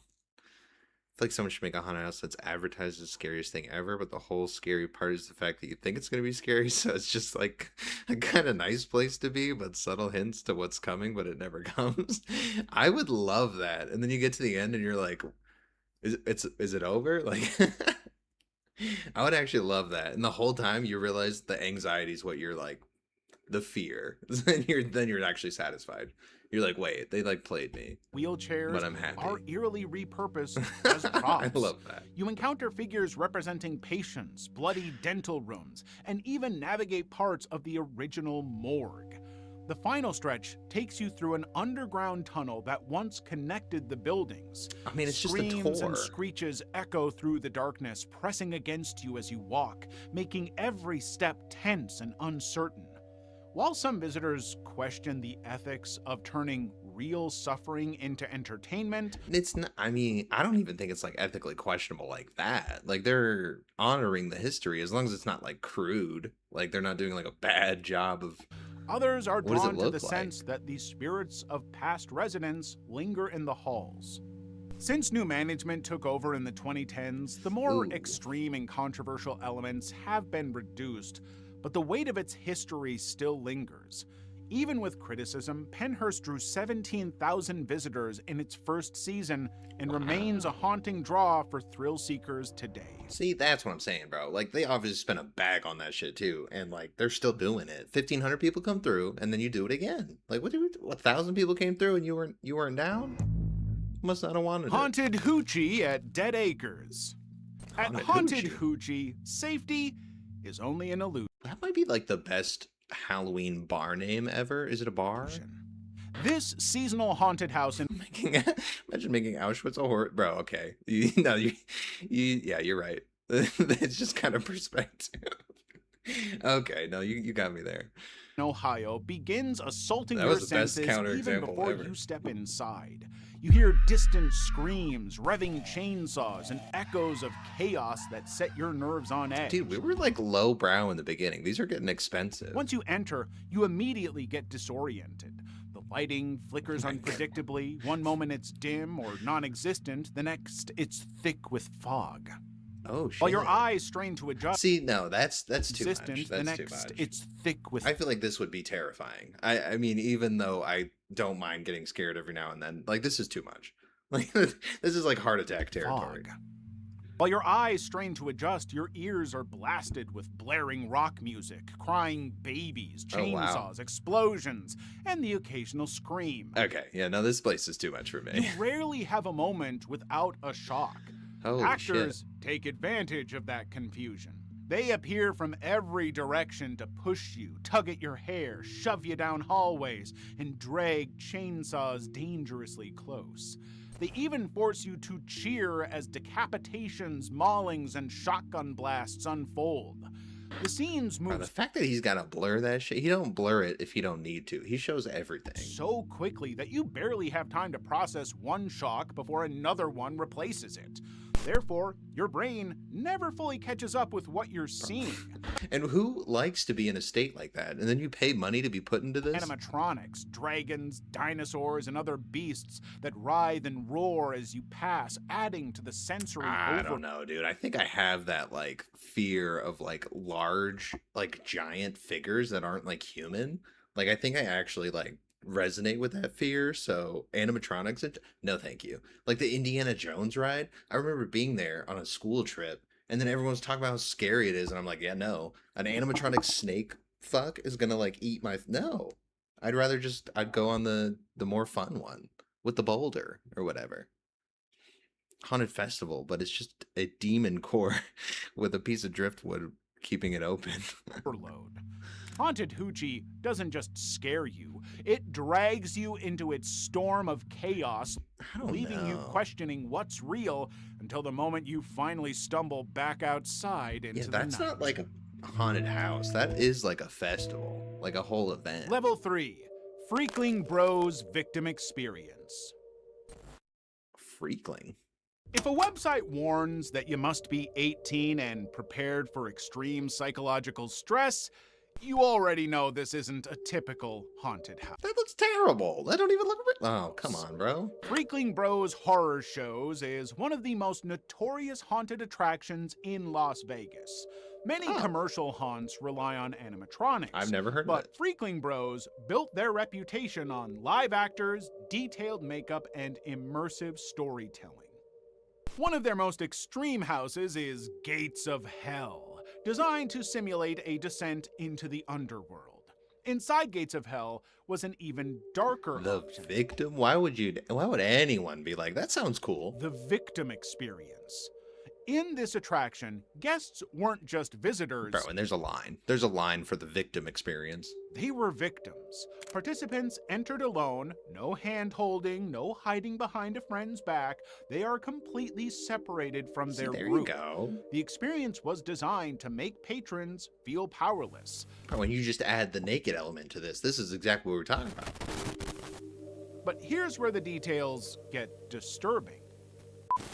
Actors could restrain those who resisted, disorient them in the dark, and escalate the experience with unwanted physical This contact. is like McCamey Manor Some type were shit. shoved, others bruised, and even Oh, okay. Gagged or suffocated is a little much. Like you can push me around, like fake hit me.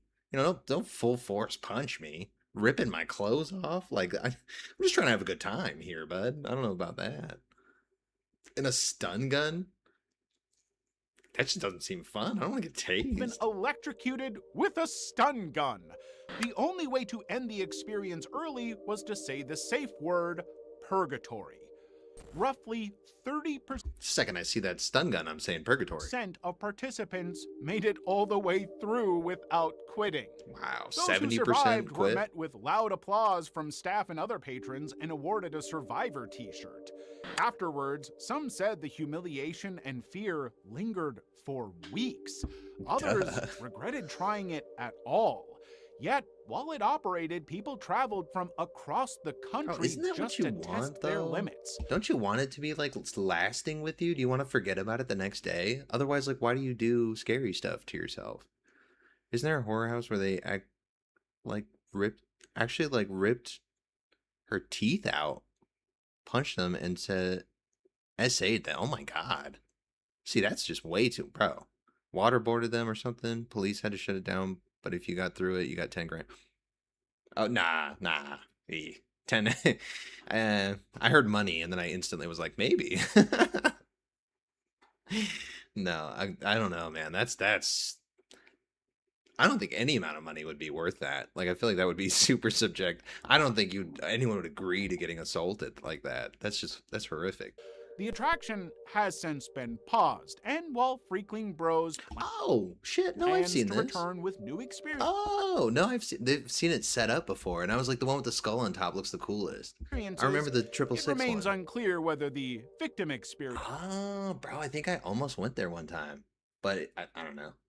I don't know if I would have done it because I wasn't into scary shit at all. Will ever come back. But I've seen that. Scarehouse, the basement. Oh, they should put their brand on it. Like, I didn't even know that was that company. Scarehouse originally operated from the top floors of a 100-year-old building rumored to be haunted. Customers, however, wanted something more adult, something intense and personal. That's goofy. That is just straight goofy. Thus, the basement was born, but many couldn't handle it. Like a typical basement, it's dark, minimalist, and intimate. The haunt is designed for only 2 guests at a time. For the next 35 minutes or more, you interact with a character you've already permitted to engage with by signing a waiver. Okay. See, this one's like more, they're telling you something's going to happen. Unlike other and this is the person that's going to do interactive haunts where you might be shoved, pulled, or beaten, the basement focuses on psychological terror. Characters push you out of your comfort zone, speaking to you, touching you, and challenging you to... See, now we're getting to the same thing that you just said, the SA thing. Like, do, say, or even eat things you wouldn't normally consider. You are compelled to comply unless you use the safe word bunny, which immediately exempts you from the haunt. The basement ran from 2013 until 2020, pausing during the COVID-19 pandemic, where all of our houses became a bit of a creepy haunt. It returned for a limited run in 2024, but as of now, it is no longer operating following Scarehouse's bankruptcy. Yeah, no, that's fair, especially because over the course they couldn't do like haunted houses and shit. But I don't know, bro. Having people touch you and stuff is just too much. Like, what do I need like a 4D haunted house experience for? I'm just trying to get scared a little. Oh, it is no longer operating following Scarehouse's. Okay. The Cult. The location of this haunted house alone is enough to make you question your life like a Willy choices Wonka and house. reconsider Like I can entering. taste them, the snozberries. The Cult is located at the top of a mountain in North Conway, New Hampshire. You start to feel the chills even before the experience begins. Participants must be at least 18 years old. Bro, I just don't get the idea of putting it on a mountaintop. Like, I understand you want that scary like feel, but I don't know. The location of this extreme haunt is nearly enough to induce panic. Like, bro, people can't even get there.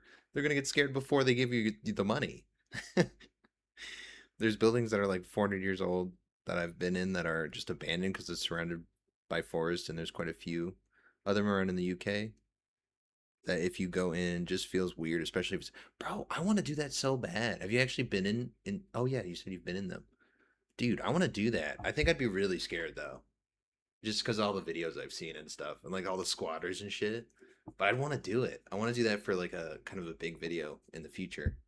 But there's some in Vegas, so I'd be able to find something close. And they are immediately briefed on the extreme situations they might encounter: darkness, bugs, needles, eels, rats, submersion in water, claustrophobia, and... Okay, see, I feel like if you don't go with like the physical hits and stuff and pushing and stuff, you have to go with gross shit like eels and bugs. even heights. Not I'm scared if I had to go to New Hampshire too. that anyone scared of heights would choose to attend a haunt on top of a mountain in the first place. Except, bro, the fact it's on a mountain alone is bad, and it's on a mountain in New Jersey. After the briefing, you're or given New Hampshire. a red card. This acts as a dude. New Jersey would be better. What the fuck is in New Hampshire? Safety pass you can use if the experience becomes too overwhelming. I like that. I like that better than a safety word, like a card where you're like, yeah, I'm done. Fuck this. At the top, you're guided toward a dimly lit cabin. Inside, the experience begins in near total darkness. Your senses are quickly limited, you can barely see, and you're given earmuffs that make it difficult to hear. In the confusion, actors appear suddenly, grabbing and... I feel like this just removes the like excitement of like like you said, like the abandoned places or like a haunted house that has like that air of ghosts. Like this is all manufactured. Like it's not real. I'd rather be really scared by like in like a haunted place, like rather than someone jump at me and confronting you as you move deeper into the haunt. From there, you must move through the rooms alone. Each scene becomes more intense than the last. In one room, you're tied to a chair while cockroaches are placed on your hands, clothes, and face. No thanks. No thanks. I'm not big on bugs, bro. I can't do that. Other, you must search for a hidden key in order to unlock the next door. Some rooms push psychological limits even further. Dude, I just wouldn't pay for any experience like this. I feel like I'd always be like, well, if I get paid, I would do it. Like, it sounds bad, yes. And then I gauge like how much I would need to do that. Further, one scene contains medical equipment and containers filled with liquids that the actors claim are animal urine, urging you to drink it. Well, that's kind of funny, bro, because you know it's not animal urine, but that's a hilarious aspect. Here's this gigantic jug of like eagle pee. But even these moments are not as unsettling as the corridors between rooms. Pitch black hallways where you can see almost nothing, never knowing when an actor might suddenly grab you from the darkness. See, okay. I'm okay with the grabbing, like just the initial, like get my attention, but don't be like handling me. Only ran for the 2012 Halloween season and never Oh my God, that's it? Oh, it must have been ass, bro. That was the one on the mountain? Or I forgot at the point. 17th door. As the name suggests, your goal is simple. Walk through 17 doors. That's a lot of doors. Each one more intense than the That's too many doors. On door like 6, I'd be like, wow, we have another 11 doors. last. Before you even enter, you stop at room 0 to sign a waiver. Oh my God, and By there's a 0. signing, you agree to face various forms of psychological and physical torment. I want this lady's job. Electric shocks, insects, extreme claustrophobia, moving floors, and even triggers that could induce PTSD. Once the Oh boy. Oh boy. There's a chance I get PTSD? paper is signed, the haunting begins. I feel like you could buy a large amount of like cattle piss because labs buy animal urine and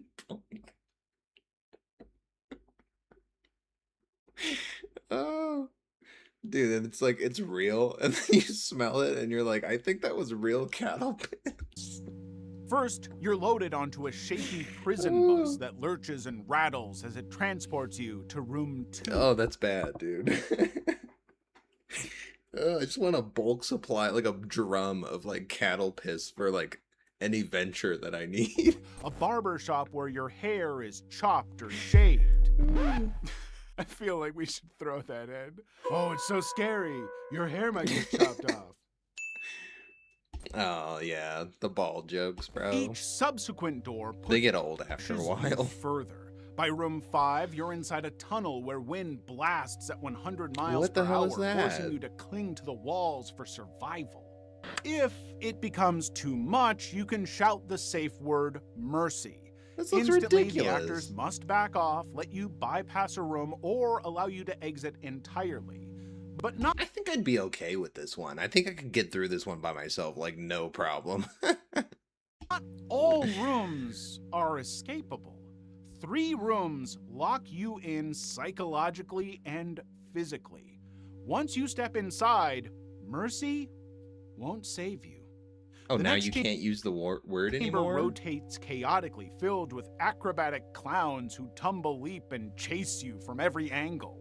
By room 12, Okay, no, that's sick, dude. The whole room rotates? clowns who tumble, leap, and chase you Okay. from every angle. Oh, what up, EQVBZ? Nice watch, bro.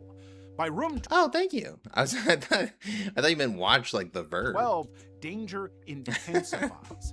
An electric fence descends from above, closing in as you scramble to stay out of its reach. Bro, I'm not buying the actors in this one. They feel like they're just like slogging through this shit. But like, bro, Survive that, and cockroaches are dumped in onto character. and inside your clothing, crawling freely over your body. bro, but this is like a PetSmart, dude. Like that's just like, oh, can I look at the Inside the snake food? Like that's what that is. your clothing, crawling freely over your body. Finally, you reach the 17th door. Here, your head is buried deep in balls. Sorry. I thought you said this was supposed to be scary. Head buried in balls? Here, your head is buried deep in balls, which slam down from the ceiling at high speed, Deep in covering your body balls? entirely. Every step of this attraction, I didn't see a single ball. What the hell are high we speed, Don't say covering that if your we're body entirely. Every step of this attraction is designed to strip away control, leaving you at the mercy of the haunt, physically, mentally, and emotionally. not. Right, but then you just experience it, and I feel like that's the point. That's cool. Raven's Nest. Bro, the actors were just not on it. Like, I would have been like, give me my money back. You guys are just not in it today. I need to have your coffee or something. Once you step into the Raven's Nest, there's no safe exit. All other attractions I've mentioned so far have a safe word, or at least a system that lets you quit. Not this one. The actors were different here. They were big, Bro, the fact that you can't even quit shouldn't even be legal. intimidating, and paid That's like not just kidnapping. to scare guests, but to inflict real physical pain and humiliation. Guests were lifted off their feet, thrown to the ground, and forced to writhe under the actors' control. Bro, there's no way that this lasted or that many people even did it. Yet it didn't stop there. Visitors were made to lick the floor, eat revolting substances, and then vomit when the actors forced their fingers No. Somebody, no. down their throat. Okay, that seems almost further than that. That seems like another kind of like, that's like biological assault, dude. That's not even. Raven's Nest also used live animals. Guests crawled through air Okay, vents snakes is too far. filled with bugs, spiders, and snakes. The experience was designed to push fear to the extreme. And it was no surprise when the attraction shut down in 2009. Even for hardcore horror fans, Raven's Nest was just too far. Bro, nobody want to get smacked around. Like, that is not what the scary thing is about. You know? I feel like it's more about like like get you out your element kind of thing. But getting smacked? Like, yeah, that's not your element. Duh. It's not where anyone wants to be. Oh no, I just searched it. You can buy 2 liters of predator piss for 69 GBP or around 92 US. Duh, that's not bad. That's not bad. $100 for 2 liters of predator piss? Said they built the It's a steal. experience because it was becoming harder and Maybe I'll harder wait till to Black truly Friday scare or people. Christmas. So they designed something different. Before the experience begins, participants must sign a waiver allowing performers to touch them, restrain them, and place them in uncomfortable situations. Okay, so it's just the same They are thing. also asked a series of personal questions about their deepest fears.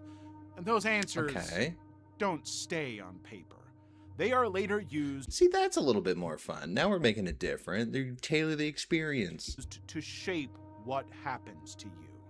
Every version of Blackout is different. Locations change, scenes change, and participants rarely know what they're walking into. Most of the time time is spent alone in complete silence and darkness, unsure of what lurks behind you.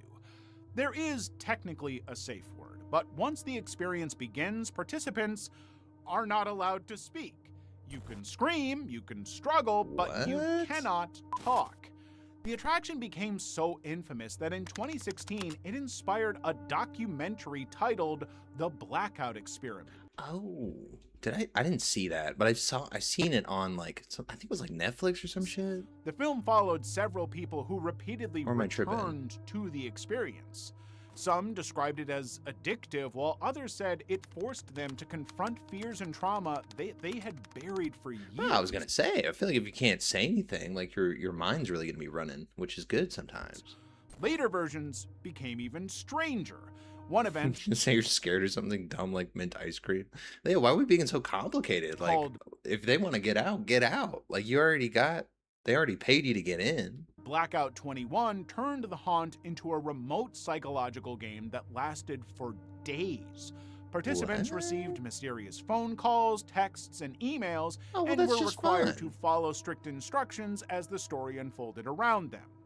Over time, Blackout entered several hiatus periods, and the original immersive events no longer operate in the same form. Oh, but it's still around, though? I mean, that's a cool concept, though. Like, you kind of make, it's like a fake reality, like an immersive reality. And just see how people react. I feel like it's like a reality show, but, like, real? Purdy incident. In the 20th century, several haunted houses and amusement parks displayed what appeared to be an incredibly realistic mannequin. Visitors often stopped to admire how... Yo, that was insane. Incredibly realistic mannequin. Visitors often stopped to admire how lifelike it appeared. But all that changed... Okay, that one was stupid, though. Would you top it off with that one? 1976. At the New Pike Amusement Zone in Long Beach, California, a television crew arrived to film an episode of The $6 Million Man. While preparing a scene inside the park's haunted funhouse, one of the crew members tried to move what they believed was just another hanging prop.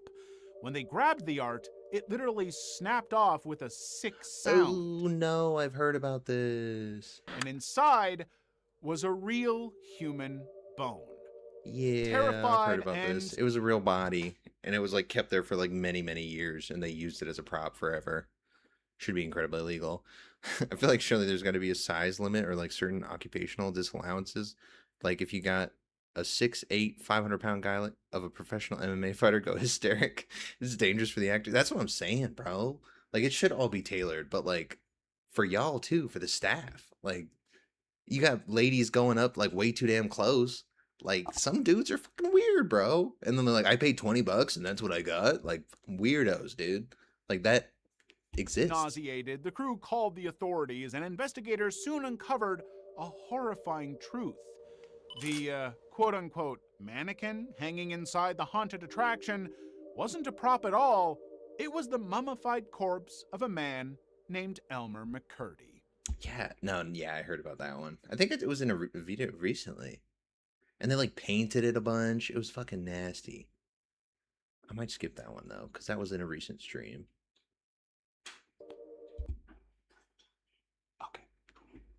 By the 1970s, it ended up hanging inside the haunted funhouse at the New Pike Amusement Park, where it remained unnoticed until that television crew accidentally revealed the truth. 65 years after his death, McCurdy was finally given a prop. Oh, we're on the same one. I want to get to the next one. Island, New York. It begins with a pre-recorded message. Everything will be okay. You are safe. We are here to protect you and care for you. We love you. This is a trailer? Nothing is real. All is well. But all is not well. Bro, they're just adding elements. The audio elements. is occasionally cut off by the sound of sirens, and actors in gas masks drag patrons inside.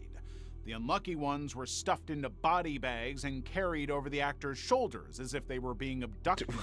Okay, that's a little OD. You transport them in a body bag? And inside, it only got more brutal. Dead of Night was built around psychologically intense scenarios.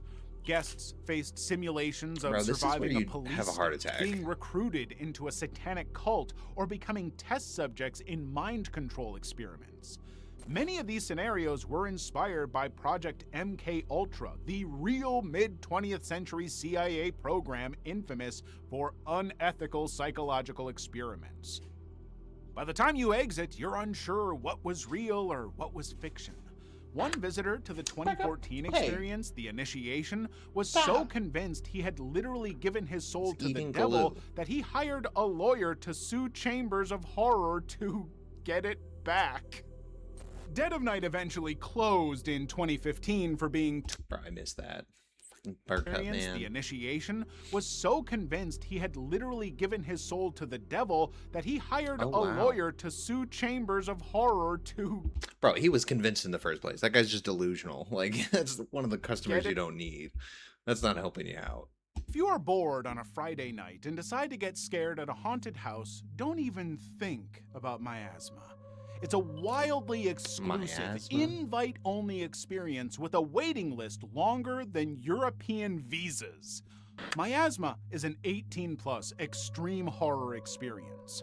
Like other haunts, you sign a waiver, but when the website warns it's not handicap accessible, you know it's about to get real. The experience involves constant... Oh, okay. I thought I was going to say, oh, we don't allow handicapped people. Then you know it's real. crawling on hard surfaces and... The CIA program made the Unabomber, I think. Oh my god, I heard that. Yeah, I saw that too. He ended up being like one of the patients, original patients of MK Ultra or something. And his IQ was like stupid high. He was like the smartest person ever. That was a crazy story. And aggressive physical contact. While each participant's experience is unique, the process always begins similarly. Bro, it's the same in all of these though. They just add all the elements, but do it right. Like if the last one's gonna be like they also have physical contact, but they're not like assaulting them. If you are selected to experience miasma, you have to fill out questionnaires, undergo phone interviews, and perform tasks to show your commitment. When you're finally deemed worthy, you receive... See, no, that's just... Because then it ends up being like a cult process. Like, you're going to get them, like, hyped about it, build the anticipation, and then it happens, so it's even more scary. Because it's been building up to this moment. Initial invitation, but that's with psychological strict horror. Instructions. You must follow every order immediately, without question. You get a date, but the exact time and location aren't revealed until 24 hours beforehand. That's From goofy. this point on, the experience shifts yearly. In 2018, Miasma, Into the Great Silence, showcased the level of psychological terror the haunt delivers. One participant recounted being led to an unmarked door where he met the creator Justin Brink. Instead of spooky outfits, Justin was dressed very casually, but he had a lot to say. He complained about losing money running extreme haunts and needing to make it back. Not long after, it's like the a participant timeshare? was handed a gun and led to a warehouse where two men counted stacks of cash.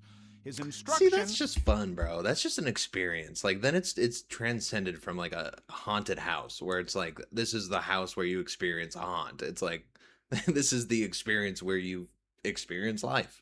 And it's, you know, a life you haven't lived. Like, you have a gun, you guys are running drugs or some shit. Like, it's fun. It's like an immersive video game. Was to hold them at gunpoint while another character made away with the money. He could have refused, but he'd been told to follow every order, so he complied. Once the staged robbery ended, Justin left him alone with one hostage. When the hostage realized the gun wasn't loaded, he was overpowered and his own torture began.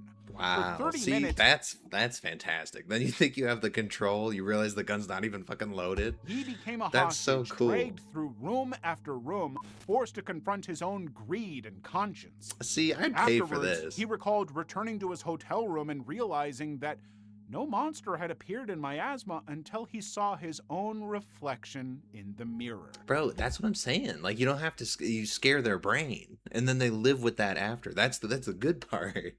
That's sick. Haunted house, but it's forcing artists to use AI to make stuff. Bro, it's gonna get so lame. Any creative endeavor is just gonna be enveloped by AI. When it hit him that he had become the monster. Miasma has that was a little cringy. run But... other thematic series, including Death King, which focused on sci-fi horror, and Desecration of See, the that's fucking cool, dude. It's an adventure. It's an adventure that has like scary elements to it. Now that's cool. I pay for that. List of people eager to be tested, yet terrified. How do you even build the marketing and the hype for that, though? Because you're just going to think it's another haunted house, and it's not like a unique experience like that. Started at a haunted house, but had been following you from home, drawing you into a story you didn't even know existed. Oh yeah, that was the last one. That's the tension experience. It begins when you see an advertisement on a website or social media inviting you to solve an online puzzle. Okay. The puzzles lead to phone numbers where someone contacts you for an in-person consultation.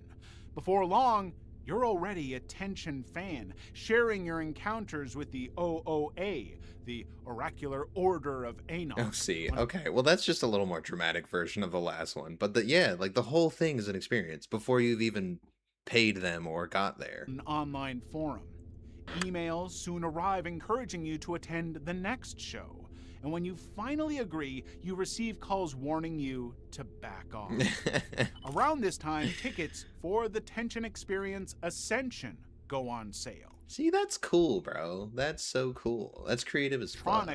The story itself is the haunting. On the day of the show, you are blindfolded and transported in a van. Black hoods cover your head and you're told to remain silent.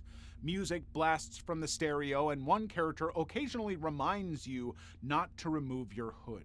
When the van stops, you're dropped alone in a dark alley and instructed to knock as loudly as possible. I don't think it's good to get into this kind of thing, though, because then this is what you'll be looking for, and then as soon as you won't realize it's gone bad until they're like, yeah, don't take the hood off. Like, this ain't no joke, you know? It'll already be too late. When the door finally opens, you kidnapped a female yourself. character guides you to the OOA Institute's receptionist, Mary Lynn.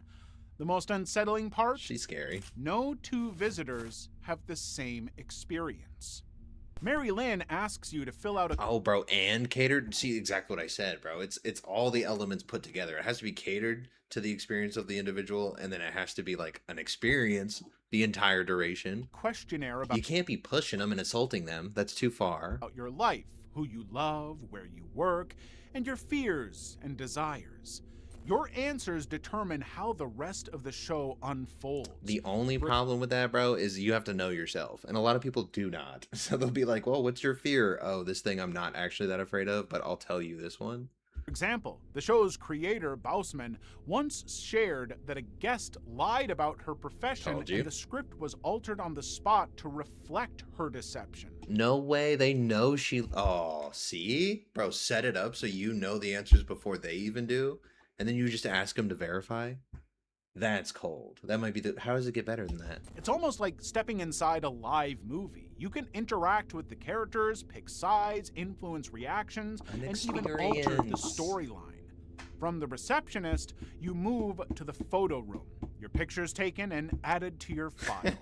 And in that moment, your journey begins, and the tension experience consumes you completely. While it captured global attention during its original run in 2016, oh, no, it didn't do the that show well. is not currently operating. Oh, bro, that's what I mean. It's too in-depth, and then people, like, won't cooperate. Like, they'll lie or whatever, and then they don't get the experience that you made for them. You know? They, like, ruin it. Alone. Calling Alone a haunted... I didn't know there was this many goddamn haunted houses, like, that do different shit. ...attraction barely does it justice. Most haunts have a line, a ticket, and a limited window of fear. Alone doesn't stop there. It creeps into your personal space and lingers long hours after bro, the you said that, bro. You already said that, bro. A pre-Halloween convention, Alone offered a 15-minute experience in the building's basement. When you sign up, you're marked with blue paint under your right eye, handed a piece of paper with cryptic numbers, and told to wait for further instructions. I'd immediately be like, bro, this is not it. I'd immediately be like, this is not the experience I want. Soon, a phone call comes from an unknown number. You were instructed to say What if someone made a horror, but they just spike your drink, you fall asleep and they kidnap you, drop you in rural China where you wake up like a barcode tattoo onto you that hold your plane tickets back, and you have to get to a city and they have drones watching you, and since you can't escape the experience. It's way too immersive. Spike your drink. Nothing to anyone and proceed to the elevators. Moments later, you were I would be like, man, I wish I never signed up for this. This is the craziest haunted house ever. handed a flyer for the Enola Foundation, dragged into the elevator, and sent to the basement. Oh, bro, it's one floor. I'd be like, okay, that was kind of lame, bro. This is one floor, and you're trying to play me like this. This is where the experience truly begins. While you're all No, this one ain't it. In the basement, an incomplete sign hints at the Enola Foundation. Then a man appears asking unnerving questions about your body, about life, death. See, it's just a watered down version of the last one. Like, it's not done and well. what might exist beyond it. He explains how much Enola wants. Okay. It's just lore building. The experience does not. In the coming weeks, you receive puzzles to solve, midnight calls from random... Oh, this is long as fucking drawn out too, bro. It can't have that lack of... I mean, I'm gonna be 2 weeks in, I'm gonna be like, yeah, never mind. I went there and everything. They didn't seem like they liked it, so... Though the event was a full-day experience, it was completely free. There you go. That's why. Shit, you gotta be paying money, bro, for these people to, like, give a good experience. You gotta pay the people to do the job. Like, they have other shit they gotta do. Never needed ghosts or gory props. They used people's own minds to haunt. Okay, yeah, the other one did, but better. Why are we sliding back here, bro? Nashville Nightmare. When Tanya Greenfield and her friends planned to visit the Nashville Nightmare haunted house, they knew it would be... bro. How much you can do without committing horrific crimes and just torturing someone. Like, scary. Honestly, that's why these are getting kind of like ran down. Like, come on, man. Like, what? How much more could we really do? We've seen every... Friends entered the attraction, which featured 4 haunted houses and an escape room. See, now it's just more haunted houses. It's 4 of the same thing plus an escape room. It promised terror, and it delivered. After exploring the haunt, yeah, because then you have to get out. You know, I get it. Staff member in a terrifying costume approached Tanya. He asked if her friend James Yoakum had been causing trouble. Having spent the night being chased by chainsaws and fake weapons, Tanya assumed it was part of the scene. She played along and said James had been bothering her. The actor then handed her a knife and said, "Well, here, stab him." Believing the knife was a prop. Oh my god, no, it is like something that happened. Tanya plunged it into James's left arm. Why?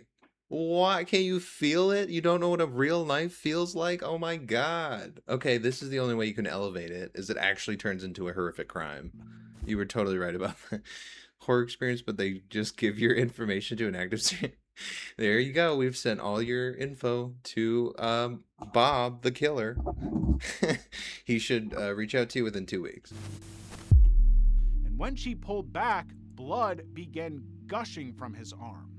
Police were called. Bro, that's just horrible. That's just horrible. Like, she just stabbed the fuck out of him, thinking it was all fake. Employee believed to be involved had been placed on leave while the haunted house reviewed safety protocols. Yeah, they got to figure out what he said, you know? I don't think he was in the wrong, though, honestly. I mean, she grabbed the knife and stabbed him. You expect a haunted house to scare you inside its walls. Bro, I bet this is somebody who, like, dies after. From actors or animatronics, it came from a visitor. On September 22nd, 2020, 29-year-old Douglas Reese was waiting in line with his girlfriend at the Erebus Haunted Attraction in Pontiac, Michigan. Warehouse. The 4-story haunt was well known in the region. At one point, it even held the Guinness World Record for the largest walk-through haunted house. But after what happened that day, it would be remembered for we got an something incident. While Douglas was waiting in line... That's what I was hoping this whole video was. I'm so glad the end is that. Another man stepped in front of him. Douglas confronted him, but he refused to move. Bro, The two cuts in began line? arguing, each believing the other had cut in line. Moments later, Douglas left the line and told his girlfriend he was going to his car. Unbeknownst to him, the man followed him into the parking lot. Suddenly, bro, you were trying to get in line. I'm leaving, and now you're following me? Yeah, no, I'm going to grab the heater. Gunshots rang out. Panic spread through the crowd as people rushed inside the Erebus building, unsure what was happening. When authorities arrived, they found Douglas Reese suffering from gunshot wounds to 3 shots, the side, chest, and neck. Despite desperate efforts to save him, that's just unfortunate though. That they didn't even get into the haunted house, and I'm sure they found the piece of shit. 2017, Jessica Rue was working as an actor at Creepy World Scream Park. Yo, is this Jessica? Yo, Jessica. We gotta work on that. In Fenton, Missouri, when things took a dark turn. Creepy World is one of the largest and longest-running Scream parks in the United States. He just said that they went bankrupt. With 13 haunted attractions all in one outdoor location. On that day, Jessica was performing a scene in a room with a bathtub and a noose-like prop suspended above it. Did she get like smacked and just punched, like reactively just knocked out? Unbeknownst to her, the noose was bolted to the ceiling instead of being a breakaway prop designed to fall free. That's the dumbest thing I've ever heard, bro. Y'all didn't even let her know how she was like rigged up. Did she like accidentally like herself? While acting out the scene, Jessica slipped off the edge of the tub and her head became caught. That's probably the worst thing I've ever heard. Holy shit, dude. She didn't even do anything. Like she's just trying to work in the haunted house and like scare other people for their enjoyment. Caught in the noose. Holy shit, dude. Tragically, patrons figured it was part of the show. Assumed it was part of the performance and continued walking through the attraction. Oh my god. Her acting didn't compel you? By the time a coworker noticed and cut her down, Jessica had stopped breathing and was unresponsive. The oxygen deprivation left her in a coma for 3 days. The next day, the Occupational Safety and Health Administration, OSHA, launched an investigation at Creepy World. Wow. Investigators found 3 serious safety violations related to fire extinguishers. Yeah, and equipment for general use, bro. Did the basics of everything. Like, we were fucking up with the wires and everything. Electrical wiring beyond and that, general equipment hazards. A penalty of 10 G's. 10 G's for her life? The company was fined $10,000. Oh, see, bro, this is what I'm talking. This shit just pisses me off, man. It's so annoying. Psychological damage, short-term memory loss, persistent... Oh, she lived. Oh, but she just struggles now. She doesn't even remember the incident. Or even the week or two leading. Oh my god. Headaches, sudden blackouts. Hey, bro, it can't get worse than that. It can't get worse than that. Bring the attraction. Levels. Oh my god, dude, that's the craziest. That sounds like a movie, dude. Hanged while people watch you go unconscious and fake scream just to say it looks so fake. Oh my god, I guarantee that happened too. Somebody was like, "Wow, she's really overselling it right now." Did you see that, Tammy? Like, that was crazy. 7. Oh my god, that's horrific. Buried alive. Oh, is this just gonna be one of the magic tricks, or?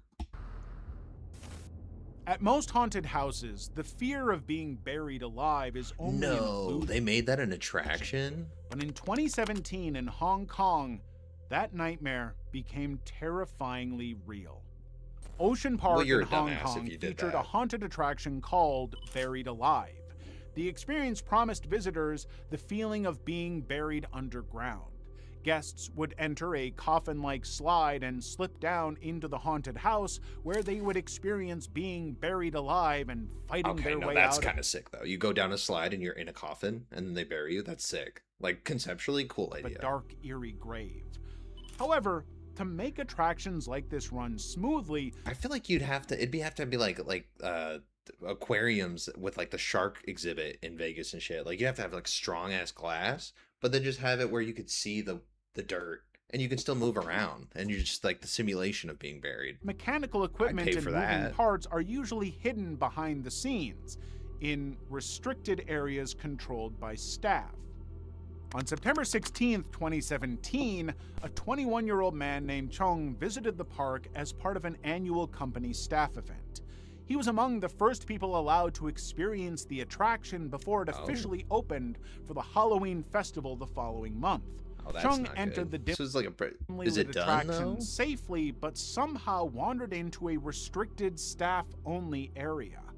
While trying to find his way, he was struck by moving machinery connected to the coffin slide mechanism, which knocked him down and pinned him to the ground. What's bro doing wandering off though? I mean, he just went exploring.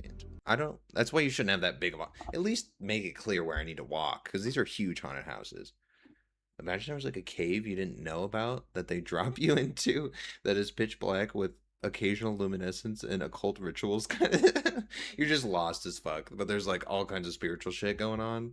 There's like fire, like maybe dead babies, I don't know, just amp it up a little. Chung remained trapped there for several minutes. I feel like 80% of people would just have a heart attack, like minutes before staff discovered him during a routine check. By then he had been crushed for too long. Still unconscious, he was rushed. I mean, that's just unfortunate, bro. Like, that's not even negligence or anything. That's genuinely like some universe. Immediately closed, and Ocean Park suspended its operation of the attraction while authorities investigated. Investigators found poor signage, insufficient barriers, and a lack of. I was gonna say, bro, I feel like having yellow tape or something, I'd be like, oh, it's probably just a prop. Like, I can, you know, like you might actually think it's okay. No, that one's just sad, dude. Is to solve puzzle. Escape room. Okay, is this the last one? Or is there might be one more after this. The goal of an escape room is to solve puzzles and get yourself out of a locked room. But what happens when you're... Bro, I feel like escape rooms were so like 10 years, no, like 5 years ago. I feel like they were all the rage. They drew a real man's tragic death in funny stick figures. Yeah, that was a little insensitive, you know? I would have appreciated a blurred picture of darkness even more. Puzzles and get yourself out of a locked room. But what happens when just your casually life is at stake? Tonepokoi was an escape room located in Poland. It offered 4 themed rooms called Darkness, Party, Workshop, and Crime. Each experience lasted about Darkness, Party, Workshop, and Crime. I feel like Workshop would be the worst. I don't know. Each experience lasted about 2 hours and was marketed as a creative way to celebrate birthdays. On January 4th, 2019, 5 girls decided to do just that. While celebrating the birthday of one of them, they chose to visit Tonepokoi. Their selected room was the Darkness, which was no bigger than a closet. The storyline was that the uncle of one of the players had locked himself inside his house for years. To escape, the players had to uncover his secret. Okay, a little mystery. The girls entered the room and began solving the puzzles. Nothing good happens in Poland. Why did I think the same? Previous visitors had complained about a leaking gas smell and makeshift electrical wiring inside the building. Despite these like actually, this is what I mean, bro. Like in these other countries, it's just kind of odd. Complaints, nothing was fixed. At 5:15 p.m., a fire broke out in one of the 2 compartments of the escape room. So negligent. Although the Darkness was located at the back of the building, thick black smoke spread quickly. Worse still, the employee who was supposed to be monitoring them had left the building to get change for the cashier. The girls quickly realized something was wrong. One of them called the fire department while another called her father. At first, bro, that makes it seem like some arson shit. Like that they did this on person. I'm gonna go get change real quick, guys. I'll be right back. He thought it was part of the escape room puzzle, but he soon realized the situation was real. Wow. Yeah, that'd be a problem, bro. I'd be like, oh, this is real immersive. Like everyone's screaming. They called the fire department. Like what? I've only paid like $20. He told the girls to get to the floor and try to find a way out. Unfortunately, the room was too small and the door had no handle since unlocking it was supposed to be part of the puzzle. The windows had also been sealed behind makeshift... Okay, I mean, you need an escape, an emergency room, like door for an escape room. You can't just have that to be the only way to get out. The walls, with nowhere for... Or at least open it. Like, what? This is just negligence again. Like, that's so frustrating, bro. Just because they were trying to celebrate their birthday, and then y'all can't, like, wire things correctly. District court sends him to 2 years in prison and a 10-year ban on managing sports. Bro, and just in 10 years they can do it again, so that's fine. Like, this is what I'm. Bro, it always ends this way. Always ends this way. Ugh, no, that was a fantastic. That was actually really fucking good. Even though it wasn't what I wanted it to be, like I thought it was gonna be incidents, and I don't know why I thought that. That's my fault for like assuming. But we got one of the incidents there. That was like the craziest thing I've ever heard. The lady like slipping off the tub and like hanging herself. Anyway, holy shit. That was a really good stream though. I think I am gonna call it there though. But I hope you guys enjoyed the stream. I definitely enjoyed streaming. Thank you guys for the chats. Cheesecake. Appreciate it, bro, because it makes it a lot easier to keep it moving tempo wise, you know. And then also for the follow, bro. Appreciate that. I will be live tomorrow, most likely around the same time, 5-6 p.m. PST. And yeah. Oh wait, did I read that one? I don't think there's been a single period of time where living in Poland hasn't been intolerable until recently, and now it's just kind of meh. For sure. All right, see you, man.